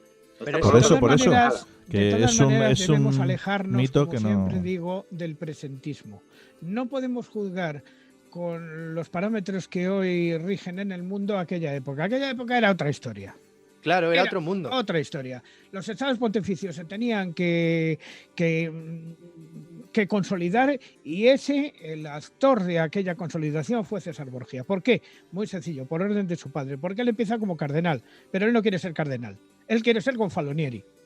Totalmente. Entonces coge el puesto de gonfalonieri y a partir de ese momento marcha a Ancona, conquista Ancona, se va a Venecia, se las hace pasar canutas a los de Venecia, luego va a Lombardía, también se las hace pasar canutas a los de Lombardía y se van consolidando de alguna manera los estados pontificios, que era lo que en ese momento interesaba. Lo que pasa es que él no pudo hacer el asalto a Sicilia porque en ese momento tanto Sicilia como la zona de Nápoles era España. Entonces pertenecía a la corte de Aragón. Y como pertenecía a la corte de Aragón, era muy complicado entrar en conflicto con Fernando II de Aragón, que era, digamos, el dueño de aquellas tierras. Entonces, claro, era muy difícil en ese momento, digamos, cuadrar todos los intereses entre unos y otros. De hecho, el final de César Borgia es el que es, ya lo habéis comentado antes. Y, en Viana. Es en Viana, efectivamente, porque César Borgia es detenido nada más que por Gonzalo Fernández de Córdoba, nada más ni nada menos, es traído a España, es encerrado en el castillo de Chinchilla de Montaragón, de donde se escapa mediante sobornos, lo meten en el castillo de la Mota y mediante sobornos se vuelve a escapar y entonces se va a protegerse con Enrique de Albret a Navarra, a Viana. Y en el asalto de Viana es cuando muere César Borgia porque sus tropas no le siguieron en el asalto. Sí. De hecho, está enterrado en Viana. Sí, bueno, está enterrado en la calle, en plena calle. Está enterrado en Viana y los que hacemos el Camino de Santiago pasamos por su tumba y para que la gente la pise. Está hecho de tal forma por eso. Para que se pise al odiado César Borgia, es un ejemplo. Además que pone allí la losa bien grande, aquí ya hace César Borgia, y bueno, hay gente que lo pisa, yo no lo pisé, no me pareció adecuado, aunque creo que es un ejemplo más. Álvaro, creo que está también, que también leyenda, que está enterrado al final en la iglesia, que es más bien un poco leyenda eso. No, existe la losa. Realmente hay una losa en la calle, pero si está enterrado ahí no lo sabemos. Realmente, a ver, lo que sucedió fue esto, o sea, fue algo así como que el conde de Lerín le hace una emboscada a César Borgia en plena barranca salada. De hecho, hoy en día, muy cerca de entre Agoncillo y Viana, hay una cruz así, una especie de losa que es supuestamente donde se encontró el cuerpo desnudo de César Borgia, porque parece ser que le quitaron todos los ropajes que llevan. Y este conde de Lerín, de los beamonteses, de algún modo lo que hace es le dan permiso para que lo entierren en esa iglesia de Santa María de la Asunción que se encuentra en Viana, y a los pocos años, al poco tiempo, ese obispo de Calahorra dice que no, que a ese hombre hay que enterrarle en la calle mayor, en la Rúa Mayor de Viana, para que le pisen las bestias, le pisen los hombres, todo el mundo que pase. O sea, también vemos que existe un poco la leyenda negra extendida a este territorio, lo cual, pues bueno, también se podía entender en el contexto histórico militar. De hecho, Álvaro, perdón que te corte un momento, muchos peregrinos, sobre todo extranjeros, buscan a Fernando, o sea, buscan como en ese pueblo, ver la iglesia, ven ese sitio en concreto. Claro, Fíjate la leyenda negra hasta dónde llega, ¿eh? Claro, pero en la calle supuestamente se encuentran sus restos en esta Rúa Mayor, como bien habéis comentado, esta tumba que podemos encontrar en plena calle, hasta 1884, que parece ser que están excavando por esta zona, encuentran sus restos y, bueno, en 1953 intentan... no lo intentan, lo hacen, de hecho, lo entierran en lo que es la portada de la iglesia de Santa María, pero luego... Pasado el tiempo, pues el gobierno y tal intentaron meterlo dentro, pero claro, ya no se puede enterrar en suelo sagrado, con lo cual pues parece ser que no está tanto en esta calle mayor, sino que estaría justo en la entrada de la iglesia de Santa María, porque en 1953 lo movieron, pero hasta ahí puedo decir de lo que yo sé, vaya. De todas maneras, la historia de los papas renacentistas es que es para echarlos a todos de comer aparte, porque... verdaderamente fue un momento muy convulso de la Iglesia. La Iglesia a partir de ahí tuvo que aprender una nueva moralidad que luego trascendió posteriormente ya a partir de ese momento y de ahí en adelante. Pero es que el Renacimiento fue una época de luchas, de consolidación, de la aparición del protestantismo, de la aparición del puritanismo, donde aparecen personajes de una calidad como Leonardo da Vinci, donde aparecen personajes y tal que serían fundamentales para la historia de la humanidad, Girolamo Cardano, Ignacio Buonarroti. Sí. Miguel Ángel. Todos Miguel auspiciados Ángel por los Buonarroti. Borgia, por cierto. Has nombrado a Sí, pero Leonardo bueno. y fueron mecenas los Borgia de Leonardo, ¿no? Sí, Claro, de siempre Leonardo, tenemos- la Piedad, o sea, Pinturicchio Claro. hizo la biblioteca. que tenía Pinturicchio, los Borgia. claro, el es que Pinturicchio. Bueno, vemos que siempre se ha dado también la imagen de que de que Rodrigo Borgia era un avaricioso, pero realmente fue mecenas. Aportó todo lo que pudo para luchar contra los otomanos, que eso no lo hemos comentado, pero también Sí, ya claro, hacían hombre. de las suyas en aquella época. O sea, vemos todo tipo. También hizo monasterios por Italia, por Aragón, por la zona de lo que conocemos por Cataluña, y tenemos esa imagen de avaricioso. O sea, vemos que la leyenda negra llega incluso hasta lo que es el arte y la propia forma que él tenía de vivir. Bueno, pero ¿por qué se hizo los apartamentos Borgia? ¿A qué creéis que es debido esta leyenda negra? Pues esta leyenda negra fundamentalmente se forma en el siglo XIX, cuando Sí. empiezan a escribir sobre la leyenda de lo sangrienta que era Lucrecia de Borgia, equiparándola a otro personaje de la historia que es Elizabeth Bathory, que no tiene nada que ver, No es tiene otra nada que ver, historia, efectivamente. completamente distinta. ¿Entiendes? Sin embargo, se la trata de equiparar de alguna manera, sobre todo en España Meléndez Valdés, pero es que Víctor Hugo y otros tantos y tal escribieron muy mal sobre Lucrecia de Borgia, y Lucrecia de Borgia en Sí. una época que estaba totalmente ya fuera de Justo contexto. que se bañaba en sangre de sus víctimas de una manera inmensa, Sí, o bebía Eso- sangre de eso- sus víctimas. Claro. O sea, una cosa realmente terrible y además que era mentira, por cierto. Claro, Claro, era mentira. Ujú. Y también decían que tenía Mira, un anillo completamente. hueco con el cual llevaba el veneno ahí dentro. O sea, esto vemos Víctor Hugo, es que sabemos también todas. Yo creo que Víctor Hugo, para empezar, tenía un poco inquina a todo lo que sonaba español. Alejandro pero Dumas, le posiblemente gustaba algo mucho. más de lo mismo. Y Le luego, gustaba bueno, también mucho encontramos Víctor en Hugo. Italia, por ejemplo, la ópera de Donizetti. O sea, es que pues, hay para dar y tomar. Es que en la historia del mundo hay temas concatenados y aquella época fue crucial. Tener en cuenta que estamos en los albores, digamos, de toda esta historia. Estamos en 1492, cuando se producen dos hechos fundamentales en Europa. Primero es la expulsión del Islam al norte de África, en España, con la toma de Granada, que no se les expulsó del todo, porque vosotros sabéis que en España en ese momento, después de la entrada del Gran Capitán en Granada, en Santa Fe, las capitulaciones de Santa Fe, se dejan los moriscos en la zona de las Alpujarras. Los moriscos que estaban capitaneados por un señor que se llamaba Fernando Valor y que recibió el nombre de Abenumella, y que hace una revolución nueva que tiene que reprimir otra vez el Gran Capital. Pero tampoco se echan los moriscos entonces, sino que los moriscos todavía estarían en España, sobre todo en la costa levantina, hasta 1616 aproximadamente, que es cuando el duque de Lerma ya les expulsa definitivamente al norte de África. ¿Por qué? Porque eran, digamos, una quinta columna de los benimerines, por decirlo de alguna manera. Y el otro hecho importantísimo es que un señor que se llama Cristóforo Colombo, que no sabemos de dónde ha salido, va y llega a las costas de América con buena información posiblemente. Cuidado. Que eso de que España, Colón descubre América, cuidado. A lo mejor América ya estaba descubierta, lo que pasa es que no publicada. Y Juan Ignacio, tendremos los otro programa judíos, sobre ello. Los judíos Sí, sí. también. Los También judíos. la expulsión de los judíos, que muchos se refugiaron en Roma, por cierto. Claro, De nada más hecho, y nada menos que 150.000 judíos toleró Claro. a Alejandro VI. Y a esto también tiene una rama de teorías que difunde Giuliano de la Rovere, que dice que el propio Papa era marrano, era judío, con lo cual... Sí, bueno, claro. También lo de el llevar al judío allí hace realmente que las finanzas, ya sabéis que van siempre de la mano de los judíos, la recuperación de las finanzas. Claro, ¿no? hombre, el Aquí lo banquero dejaron, de- digamos, sin créditos prácticamente, y allí pues llegó, digamos, capital, ¿no? Y quiero comentar una cosa que ha hecho antes Fernando sobre Da Vinci. Realmente el genio militar que tuvo César Borgia en la conquista de todo, con la guerra que tuvo con Milán y con Venecia, parece ser que también, aparte de su genio, Da Vinci le dio sus primeros bocetos, que luego utilizó primeras armas de guerra. Claro, Los cañones de artillería, claro, que eso le consiguió, aparte de todo el gran ejército que tenía, una superioridad. O sea que él, digamos, él fomentó al joven Da Vinci de que sus armas, que luego posteriormente pasó A ver, a Francisco I de Francia, ¿no? es que La César culebrina de Borgia repetición. Claro, César Borgia, a ver, hay muchas teorías con lo de Leonardo da Vinci, pero lo que realmente le daba esa fuerza bélica, esa fuerza militar, eran los franceses. O sea, los franceses tenían posiblemente una de las mejores artillerías que existían en la época. Tenían armas, tanto para defender plazas, para tirar plazas, como podían ser esos, no me salen ahora, con lo cual asaltan las murallas y todo eso, no sé cómo se llama ahora mismo.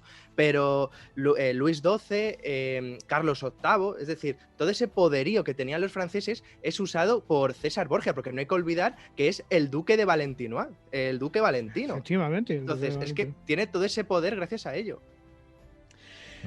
Es que, vuelvo a decir, es una época donde el mundo cambió completamente todas sus formas y todas sus cosas. Las ballestas se cambiaron por los cañones, fundamentalmente porque en ese momento empieza a entrar la artillería de fuego, digamos, en el concurso de las guerras y en el concurso de lo que era el arte militar. Y claro, evidentemente defender una plaza de ballestas o nagros y cosas así no es lo mismo que defenderla de un señor que te está disparando unas bolas de piedra con una culebrina que te rompe las murallas, con lo cual los propios castillos tienen que adaptarse de alguna manera a esas nuevas formas de guerra que se darán justamente en aquella época, ya con armas de lo que llamamos hoy día armas de fuego, obra de Leonardo da Vinci, pero no solo de Leonardo da Vinci, cuidado, que en aquella época había un diseñador, había un tal Girolamo Cardano que ya había inventado el cañón sobre un giroscopio. Cuidado,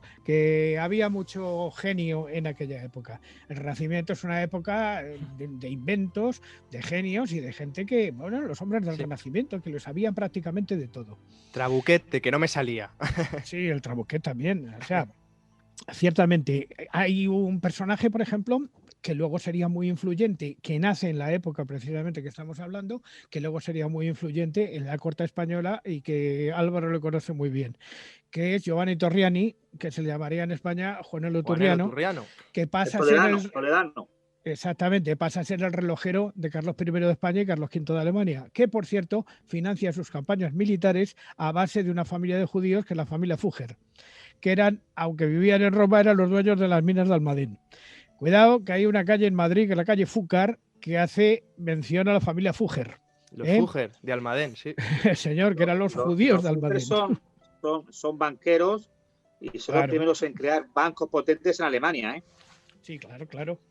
Entonces, la banca Fugger es... Claro, como Carlos I era primero de España, pero era quinto de Alemania, que por cierto no hablaba ni español ni alemán, que hablaba francés, porque era el idioma de época, y además había tenido sus escarceos con Germana de Foix, que era su abuela, por decirlo de alguna manera. Lo que pasa es que su abuela era muy joven. Efectivamente, su abuelastra, pero que era muy joven, ¿no? Pues Carlos I de España, que es el que inicia, digamos, la saga de los Habsburgo en España, se tenía que financiar sus campañas de alguna manera y se las financian los judíos que habían expulsado. Y en época de Felipe II sucede lo mismo, es la familia Fugger que le presta los dineros y tal, pues para emprender grandes campañas. Y es que, claro, lo que pasó fue como pasó, es que no de otra manera. Hay un momento fundamental en la historia que es cuando aparece la palabra España, porque la palabra España no existía hasta que Isabel la Católica y Fernando II de Aragón se juntan en los toros de Guisando y firman su contrato de matrimonio. Hasta entonces no podemos hablar de España. Podemos hablar de cualquier cosa, de lo que queráis, pero España se forma. Todo ello bajo, como bien habéis dicho, bajo la bendición de Alejandro VI, que estaba al tanto de todo. Claro, lógicamente.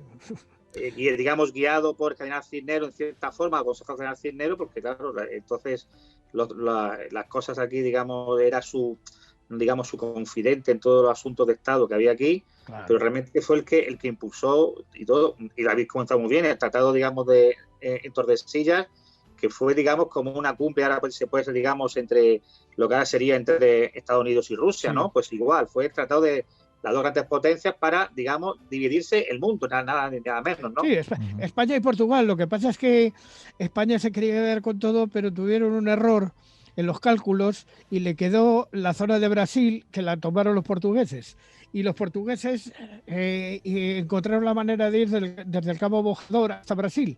O sea, quiero decir que a partir de ese momento el mundo se divide en dos, pero no por mucho tiempo. No por mucho tiempo, porque la verdad es que luego ya empezaron a llegar los ingleses, empezaron a llegar los alemanes, los holandeses sobre todo. Los portugueses se centraron más en la zona de las costas de África, Gabón, en fin, Angola, Mozambique, Angola, Mozambique y todo esto. Y entonces, ¿qué es lo que pasa? Que ya el mundo empezó a repartirse de otra manera y tal.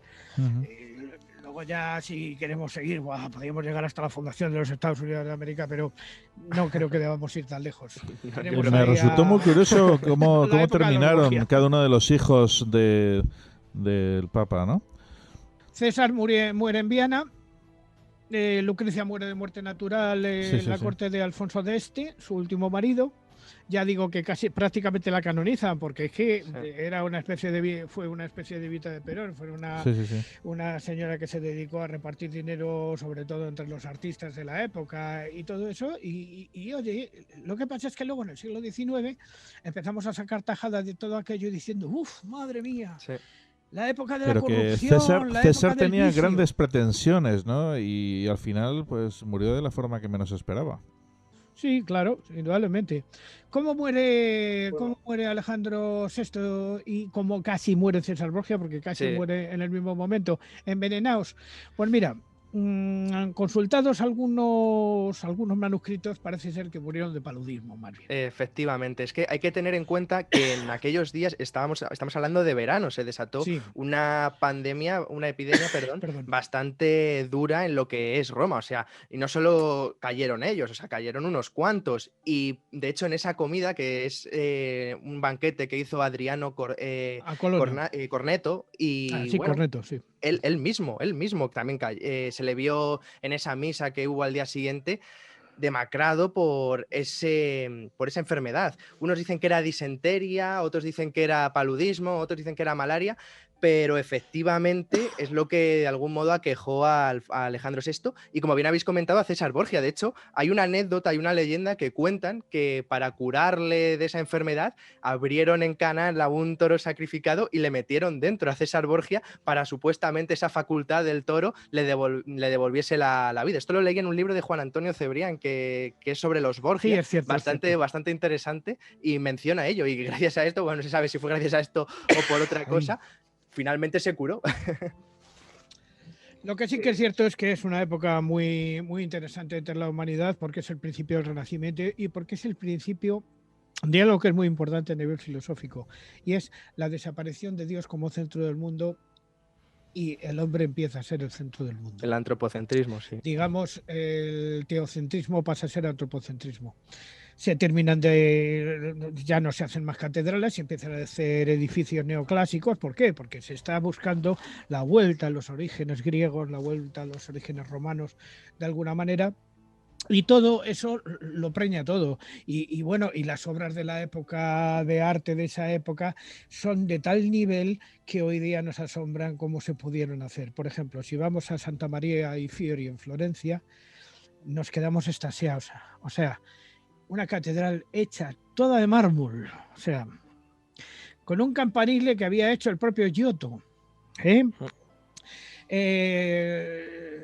Bueno, la obra de Ghirlandaio, de tantos otros, de Bernini, Brunelleschi, Ghiberti en el Baptisterio, sí. Es que, madre mía, es que estamos en un momento donde las artes, se crea la Galería de los Uffizi, que se fue llenando a partir de ese momento de esculturas y cuadros y cosas. O sea, verdaderamente es una época de grandes fortunas, de gran emprendimiento, pero sobre todo, además de la expansión, y eso es muy importante, de Europa hacia dos mundos totalmente opuestos. La Galería de los Uffizi y todo esto, que lo tenemos, no sin olvidar, porque se quitaron de en medio a Savonarola otra vez, porque esa hoguera de las vanidades en la cual quemó obras de arte, obras de Boccaccio, también, de todo, bueno, de todo lo que se encontraba por allí. O sea, que tenemos todo eso gracias a Dios.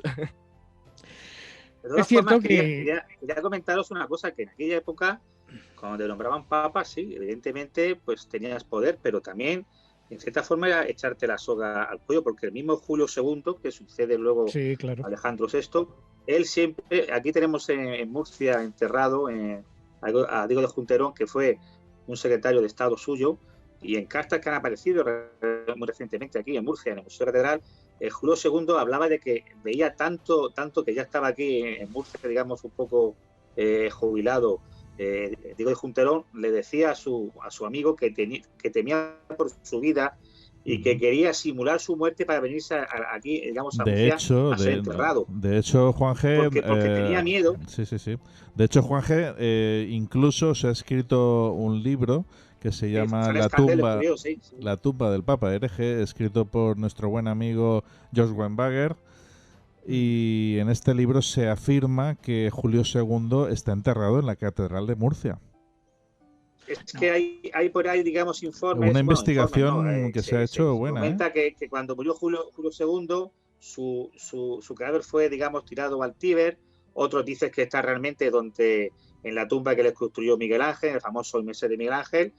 Y bueno, hay una teoría por ahí, que es la que tenemos aquí, que está enterrada aquí. De hecho, hay una tumba romana aquí en la capilla de Junterón, que hay, digamos, varios cadáveres, ¿no? Y bueno, no sí, bueno, y en el exterior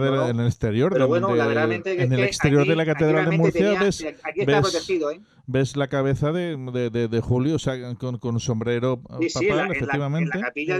En la capilla de Junterón está Julio II representado. Sí. O sea, normalmente él quería venir aquí porque, según decía y manifestaba en estas cartas, el único sitio donde podía estar, digamos, seguro, él era en Murcia. O sea, que lo que comentaba, en esa época que te nombraban papa, pues tenías poder, y tenías un poder inmenso, una riqueza inmensa, pero estabas sometido a la ira de tus enemigos, y en aquel momento, pues, de hecho creo, no sé cómo se llamaba la figura que digamos, probaba antes tanto el agua como la comida diaria que tomaban los papas, ¿no? Sí.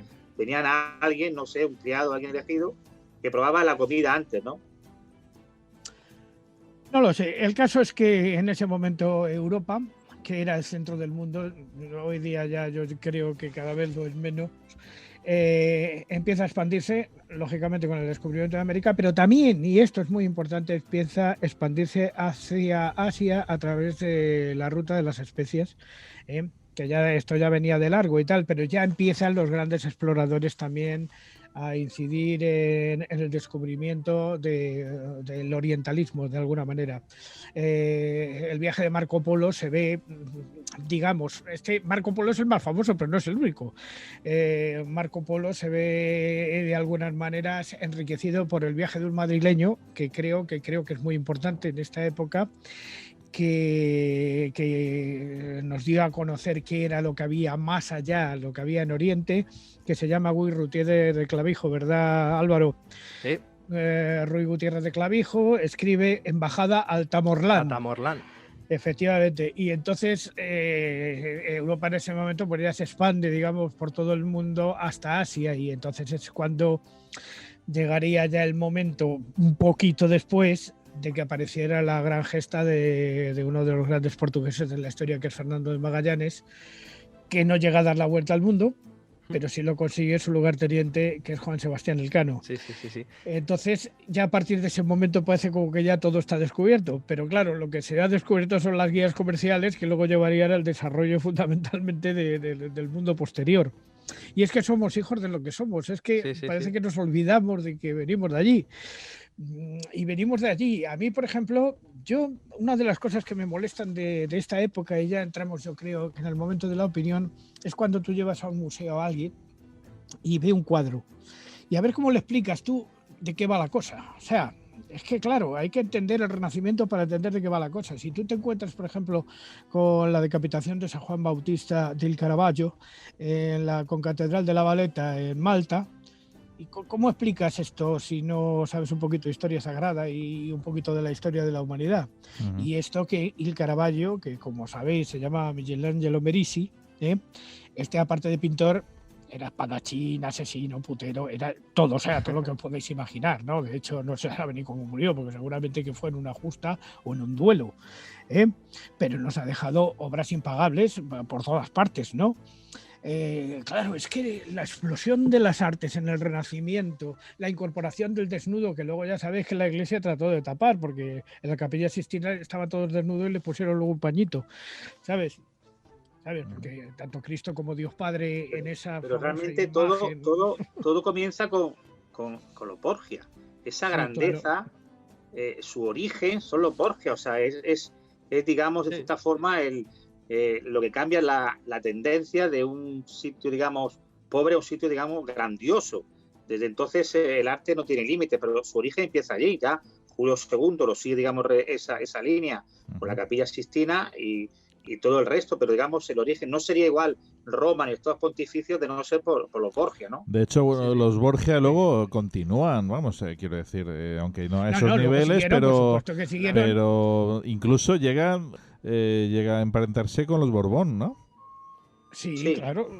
Es que, claro, en el tiempo pasan muchas cosas. Descendientes de la familia Borgia con Felipe de Borbón.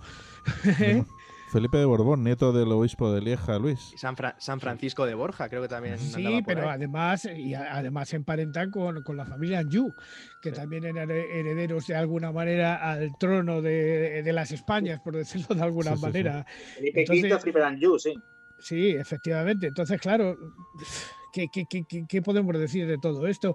Pues muy sencillo, que el hecho de existir grandes monarquías en aquellos momentos en Europa, aparte de la supermonarquía que significa el papado, significa una continuidad dinástica que dura hasta nuestros días. Es que no nos lo queremos creer, pero es que es así.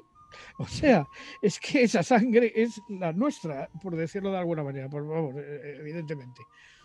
Entonces, claro, yo cuando a mí la gente me habla de racismo digo, pero bueno, vamos a ver, ¿de qué me habla usted cuando me habla de racismo? Si aquí estamos todos más mezclados, estamos mezclados como en la alquimia, o sea, todo mezclado, absolutamente todo mezclado.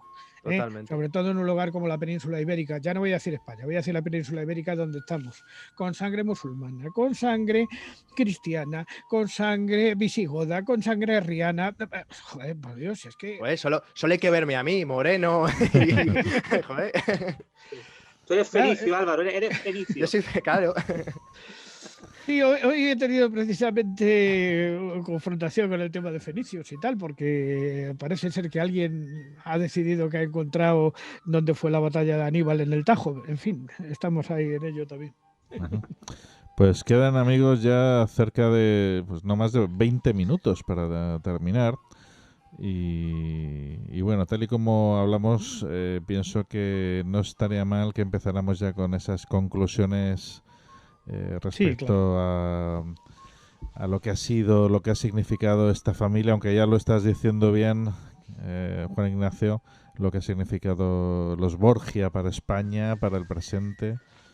Y bueno, sobre todo los Borgia significan la prosperidad fundamentalmente de toda la costa mediterránea.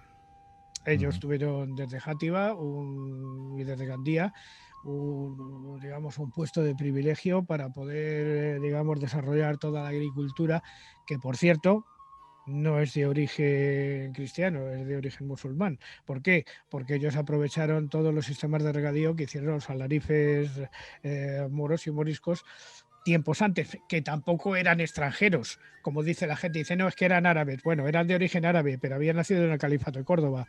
Por lo tanto, a partir de la siguiente generación, si ya habían nacido en Córdoba, no podemos hablar de que eran árabes, eran hispanos, pero eran hispanos a su manera, por decirlo de alguna manera, no, simplemente que eran musulmanes.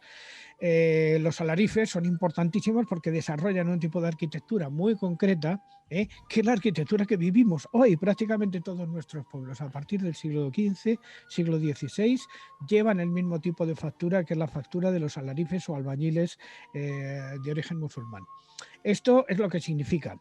Pero además el Renacimiento significa el desarrollo del arte, de alguna manera, del arte clásico, del arte cristiano, todo mezclado, de alguna manera que hoy día podemos admirar en los museos. Si no hubiera sucedido eso, hoy día no tendríamos las grandes obras que admirar de tantísimos. Un personaje, por ejemplo, fundamental de la época, Álvaro no me dirá que no, fue Benvenuto Cellini.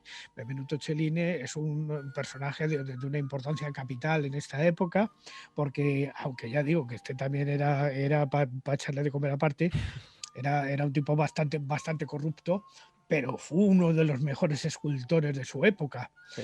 Claro, en la Florencia renacentista, claro, sí. Le tenemos hasta en el Escorial, o sea... Sí. Yo creo que los Borgia, así para concluir y como resumen de todo lo que he aprendido, ¿no?, en este programa, que ha sido bastante interesante, es que la familia en sí se ha convertido en un arquetipo, ¿no? En un arquetipo de esa perversión del todo vale por la lujuria, por las conjuras, por las conspiraciones, es decir, todo tipo de veleidades.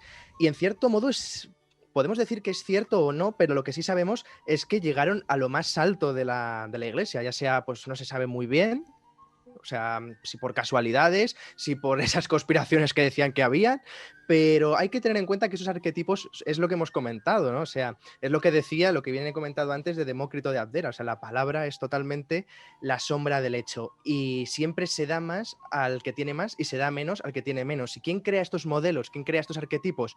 Pues por un lado, los seguidores, los fans, que diríamos ahora, ¿para qué? Para encumbrarles, o por otro lado tenemos a los rivales, a los enemigos, que obviamente te van a vilipendiar.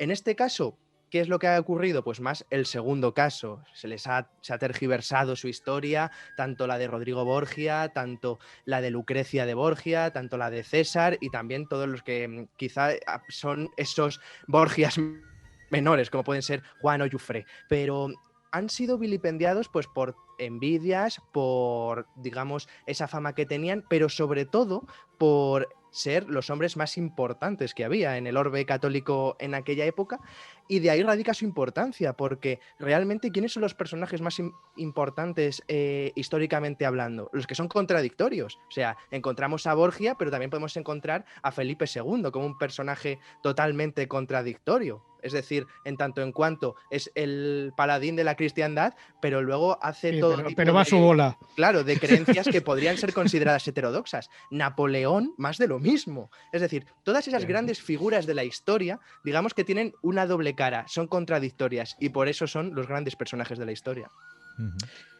Hay una cosa que sí que tenemos que tener en cuenta. Si los Borgia fueron depravados o no fueron depravados, a mí no me importa.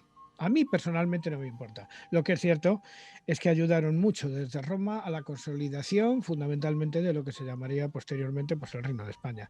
¿Por qué? Porque si no hubiera sido por su financiación, por su comprensión y por los tratados y las bulas que crearon los Borgia, hoy día no seríamos quienes somos, sobre todo en nuestro país. ¿Por qué eran españoles? Pues quizá. Pero lo que sí que es cierto es que crearon tratados y crearon elementos que nos han permitido estar durante 300 años siendo los dueños de los mares, por ejemplo. Yo creo que realmente que es positivo que Sara se esté tratando sobre todo desde su tierra natal, desde Javia. No, ¿era Javia o Játiva, perdón?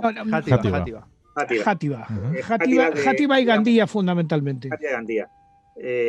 Digamos, de resucitar o mejor dicho, volver un poco, quitar tanta mentira sobre su nombre y un poco resalzar, como tú bien dices, su legado, ¿no? Ellos fueron hombres de su tiempo, hicieron lo mismo que habían hecho los Sforza, los Medici, los Orsini, hicieron prácticamente lo mismo. Salieron ganadores en un pueblo, en un país extraño, ¿no? Pero realmente, bueno, quizás el esplendor de Roma, con todo lo que hemos hablado, no sería el que es ahora de no ser por ellos. Evidentemente hay también sombras, pues sí, pero ¿quién no las tiene? Sobre todo en esa época y en ese poder tan inmenso como es ser papa. Ser papa era más que ser rey en aquella época, porque tenías, digamos, sobre ti, además, sobre todo la creencia, tanto tuya como los demás, que estabas ahí por la gracia de Dios, porque Dios había querido que fueras papa. Entonces eso te daba un poder inmenso. Y bueno, hasta la gente se digamos a creer, ¿no? Que yo soy papa porque Dios lo ha querido. Pero realmente yo pienso que ahora digamos, movimiento que hay desde aquí, digamos, de resucitar su obra y un poco, digamos, su legado, pues yo lo veo positivo, ¿no? Y bueno, dejarnos ya un poco de toda esa leyenda negra que hay, vosotros pensáis de muerte y todas las cosas, porque realmente es eso, leyenda negra. Disculpa, ¿vosotros pensáis que precisamente, bueno, habiendo tenido 2 papas Borgia, llegando donde llegaron, España los ha valorado bien, como deberían de haberlos valorado a la familia Borgia? Yo creo que ahora sí. Quienes conocen la historia, evidentemente a quienes todo esto les da igual y solo se fijan en los aspectos morbosos que les vas a contar, pero a la gente que conoce realmente qué es lo que sucedió, que conoce bien la historia, yo creo que sí se empieza a dar cuenta de que gracias a ellos pues España ocupó un lugar preeminente en el mundo que luego intentaron otros cargarse, por ejemplo Guillermo el Taciturno unos poquitos años después, Guillermo de Orange. Afortunadamente yo creo que el tiempo va poniendo las cosas en su sitio, pero no podemos juzgar lo que pasaba en el siglo XV-XVI con lo que sucede ahora. Es que no tiene nada que ver, es que son cosas completamente distintas. Hoy día el mundo es un pastiche extraño tecnológico que no había en aquella época. En aquella época toda la tecnología se centraba en hacer un buen barco, en hacer un buen edificio. Hoy día tenemos teléfonos móviles y tenemos cosas rarísimas. O sea, claro, hemos avanzado tecnológicamente, pero no en las intenciones. Las intenciones siguen siendo las mismas. Sí. Yo estoy totalmente de acuerdo de lo que acaba de decir Juan Ignacio. Quizá en siglos venideros, posiblemente en el siglo XIX, como bien hemos demostrado, obviamente no se les trató como se les tenía que tratar. Quizá porque bebían de esas corrientes que venían de Europa. Ya sabéis que todo lo que viene de fuera es mejor que lo nuestro, pero es cierto que lo que dice Juan Ignacio de que ahora sí se les está intentando valorar lo que no se les valoró en día, y de hecho hay un ejemplo muy claro en el año 2000 que el gobierno de la Comunidad Valenciana se enteró de que esa iglesia de Montserrat que se encuentra en Roma, que a la postre es donde se encuentra enterrado Alejandro VI, se ofrecieron ellos para financiar esa reforma y para que Rodrigo Borgia tuviera ese esplendor que quizá no había tenido. O, por ejemplo, lo que he comentado antes de que intentaron de algún modo meter otra vez dentro de la iglesia de Santa María de Viana a César Borgia y no lo consiguieron pues por las normas que existen a día de hoy de que ya no se puede enterrar dentro de una iglesia a una persona. Entonces, en mi opinión, también estoy de acuerdo con lo que ha comentado Juan Ignacio, de que ahora sí comienza a verse luz sobre toda esa leyenda negra que se ha cernido y que algunos pues incluso todavía intentan cernir sobre lo que es la historia de los Borgia, de esta familia del Buey Bermejo. Yo desde luego intenté por todos los medios desmontar la leyenda con mi libro. ¿Por qué? Porque después de estudiarse aquel periodo eran todos bastante hombres duros, pero es que el tiempo era duro. Y eso hay que entenderlo y hay que ponerlo en el contexto de su época, donde si no mordías tú, te mordían a ti. Era muy difícil. Sí. Era muy difícil entonces llevar adelante una cosa si no se hacía alguna babarrasada de vez en cuando. Pero es que la vida y la historia de la Tierra es esa a lo largo de los tiempos. Tener en cuenta que el periodo de guerra, digamos, el tiempo en el que el mundo ha conocido menos guerras, han sido los últimos 40 años. Cuidado. Cierto. Entendedlo. Que esto fue, en aquella época, es que guerrear era el oficio. Es que la gente dice, no, es que no eran soldados de reemplazo. De hecho, Juan Ignacio luego cuando ellos mueren y llega Carlos I al poder aquí en España, hay con Francia en Italia 5 guerras. Claro, pero por el dominio de Italia. Claro, pero entonces no eran soldados de reemplazo, era tropa profesional. El soldado de reemplazo lo inventa Napoleón. O sea, así son las cosas. El soldado de reemplazo, la caja de reclutas, la inventa Napoleón.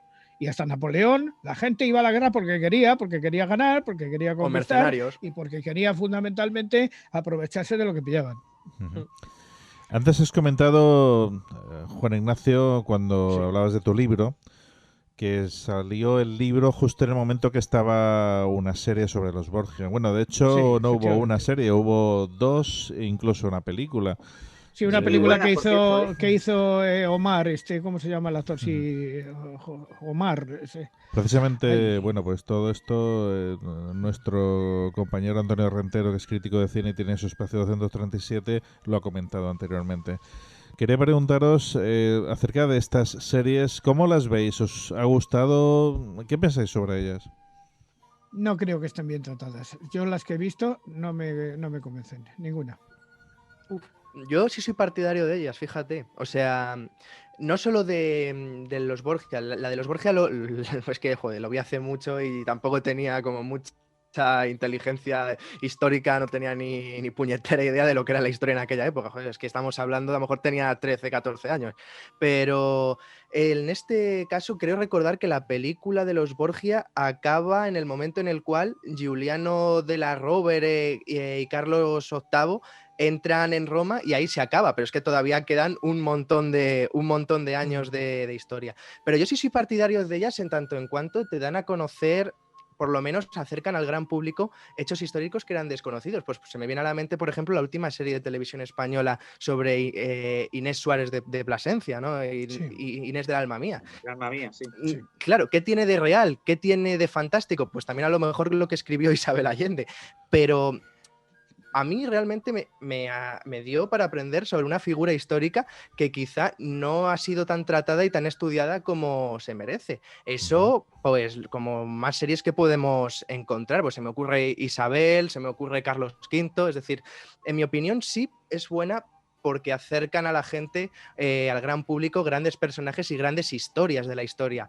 Luego, claro, obviamente a los historiadores y a los historiógrafos que están más puestos, pues a lo mejor sí les gustaría más discernir lo que es el entretenimiento de lo que es la realidad histórica. Pero en mi opinión yo sí me quedo con ellas. La serie que hicieron sobre los Borgia última, que le hicieron aquí, en la serie, digamos, que creo que fue justamente Televisión Valenciana, antes de que se apareciera con su patrocinio, está muy bien hecha, ¿eh? Está bastante bien hecha con actores españoles, bastante, digamos, objetiva, no, digamos, oculta nada de las intrigas, los amoríos, y yo la veo bastante, digamos, objetiva, ¿no? Evidentemente, como tú dices, si a lo mejor desde el punto de vista histórico no es tan rigurosa, pero realmente esta que hicieron, ya te digo, con el patrocinio del extinto Canal 9, estuvo bastante bien. De hecho, creo que optó incluso a un Goya por mejor vestuario o algo así. Hizo o sea que estuvo bastante bien. La hizo este actor, Josep Omar, creo que se llama, y lo hizo bastante bien. La verdad es que en ese sentido está esa serie justamente es la que el presupuesto tenía, no es en las producciones extranjeras, pero esta está bastante bien, ¿eh? Bueno, pues sí quisiera recordar que Claro. se hizo en los años 20 una película sobre Lucrecia de Borgia que era un horror. Pero un horror, ¿eh? Pero un horror, os lo garantizo, porque es que además acaban a una cupletista de Lucrecia de Borgia. O sea, si la encontráis por ahí es en blanco y negro y es muda. Es horrorosa. Y eso que no hablan. Para no meter la pata. Bueno, yo recuerdo que cuando empezó en la época del destape aquí en España, una de las películas que eran de aquellas famosas clásicas era Los excesos de Lucrecia Borgia, que era una película francesa que yo no llegué a verla, que bueno, que era más bien sobre el tema era más bien, digamos, aparte de los desnudos que había, sobre el tema de los venenos, de que se bañaba en sangre, en fin, otro horror, como bien está diciendo, como estas películas, ¿no? Pero es más bien la leyenda que otra cosa, ¿no? Sí. Pues cuéntanos, ya vamos a despedirnos. Juanje, tu conclusión. Pues yo ya lo he dicho otra vez, igual que los compañeros, pienso que es positivo que se vuelva, digamos, su legado, digamos, a resaltarse, y bueno, que quizás está bien que, como dice Juan Ignacio, volvamos a nuestras raíces, a que somos hijos de un legado que existió, de poder, de luchas, y bueno, que realmente es interesante conocer nuestra historia para ver lo que el futuro nos depara, ¿no?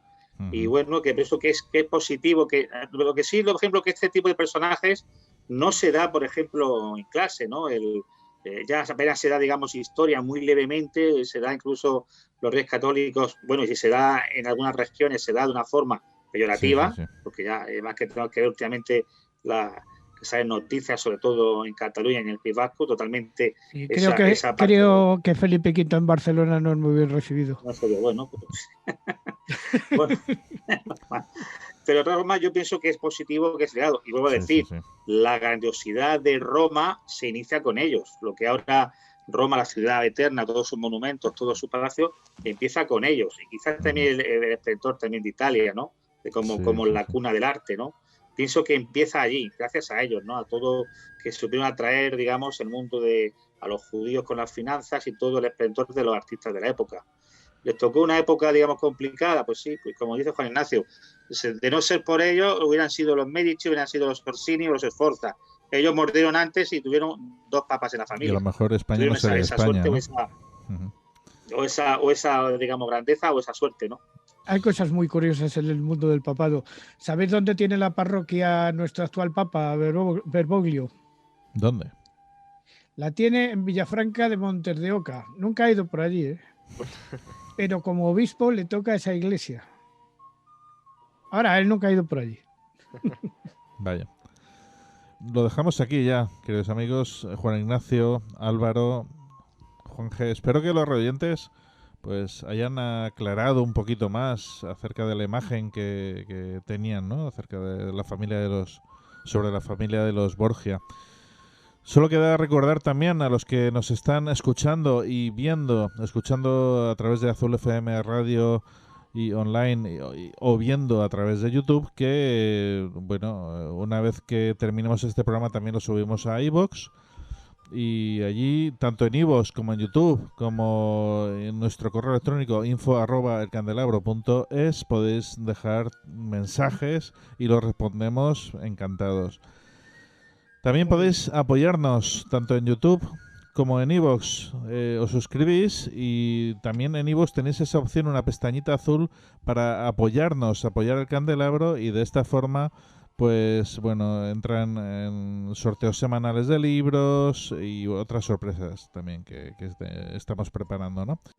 Hazte fan de iVoox en el Candelabro. Comienza el nuevo año con extras de nuestros programas, sorteo de libros y otros regalos. En iVoox verás una pestaña azul que pone apoyar, y haciendo clic aquí podrás apoyar nuestra labor divulgativa con un coste mensual de tan solo 1,50 € al mes. Hazte fan del Candelabro en iVoox ya mismo. Lo dicho, gracias a los tres por estar esta noche aquí en el Candelabro, y gracias, queridos amigos, quienes nos veis y nos escucháis todas las noches. Ya sabéis que volveremos el próximo viernes a las 12 de la noche en Azul FM Radio y en YouTube. Hasta pronto, amigos. Hasta luego. Un saludo.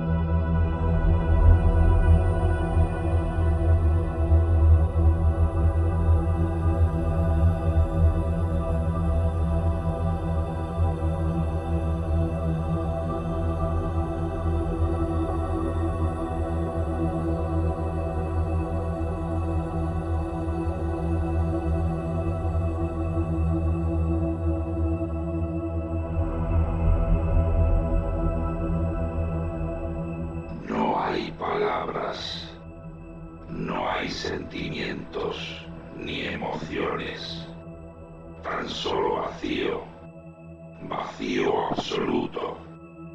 Y ese sonido, el sonido de las esferas, el sonido de la profundidad del espacio, el sonido que proviene de otras dimensiones y de esos otros mundos ignotos, el sonido de la creación desde el regazo de Dios, el sonido del Génesis.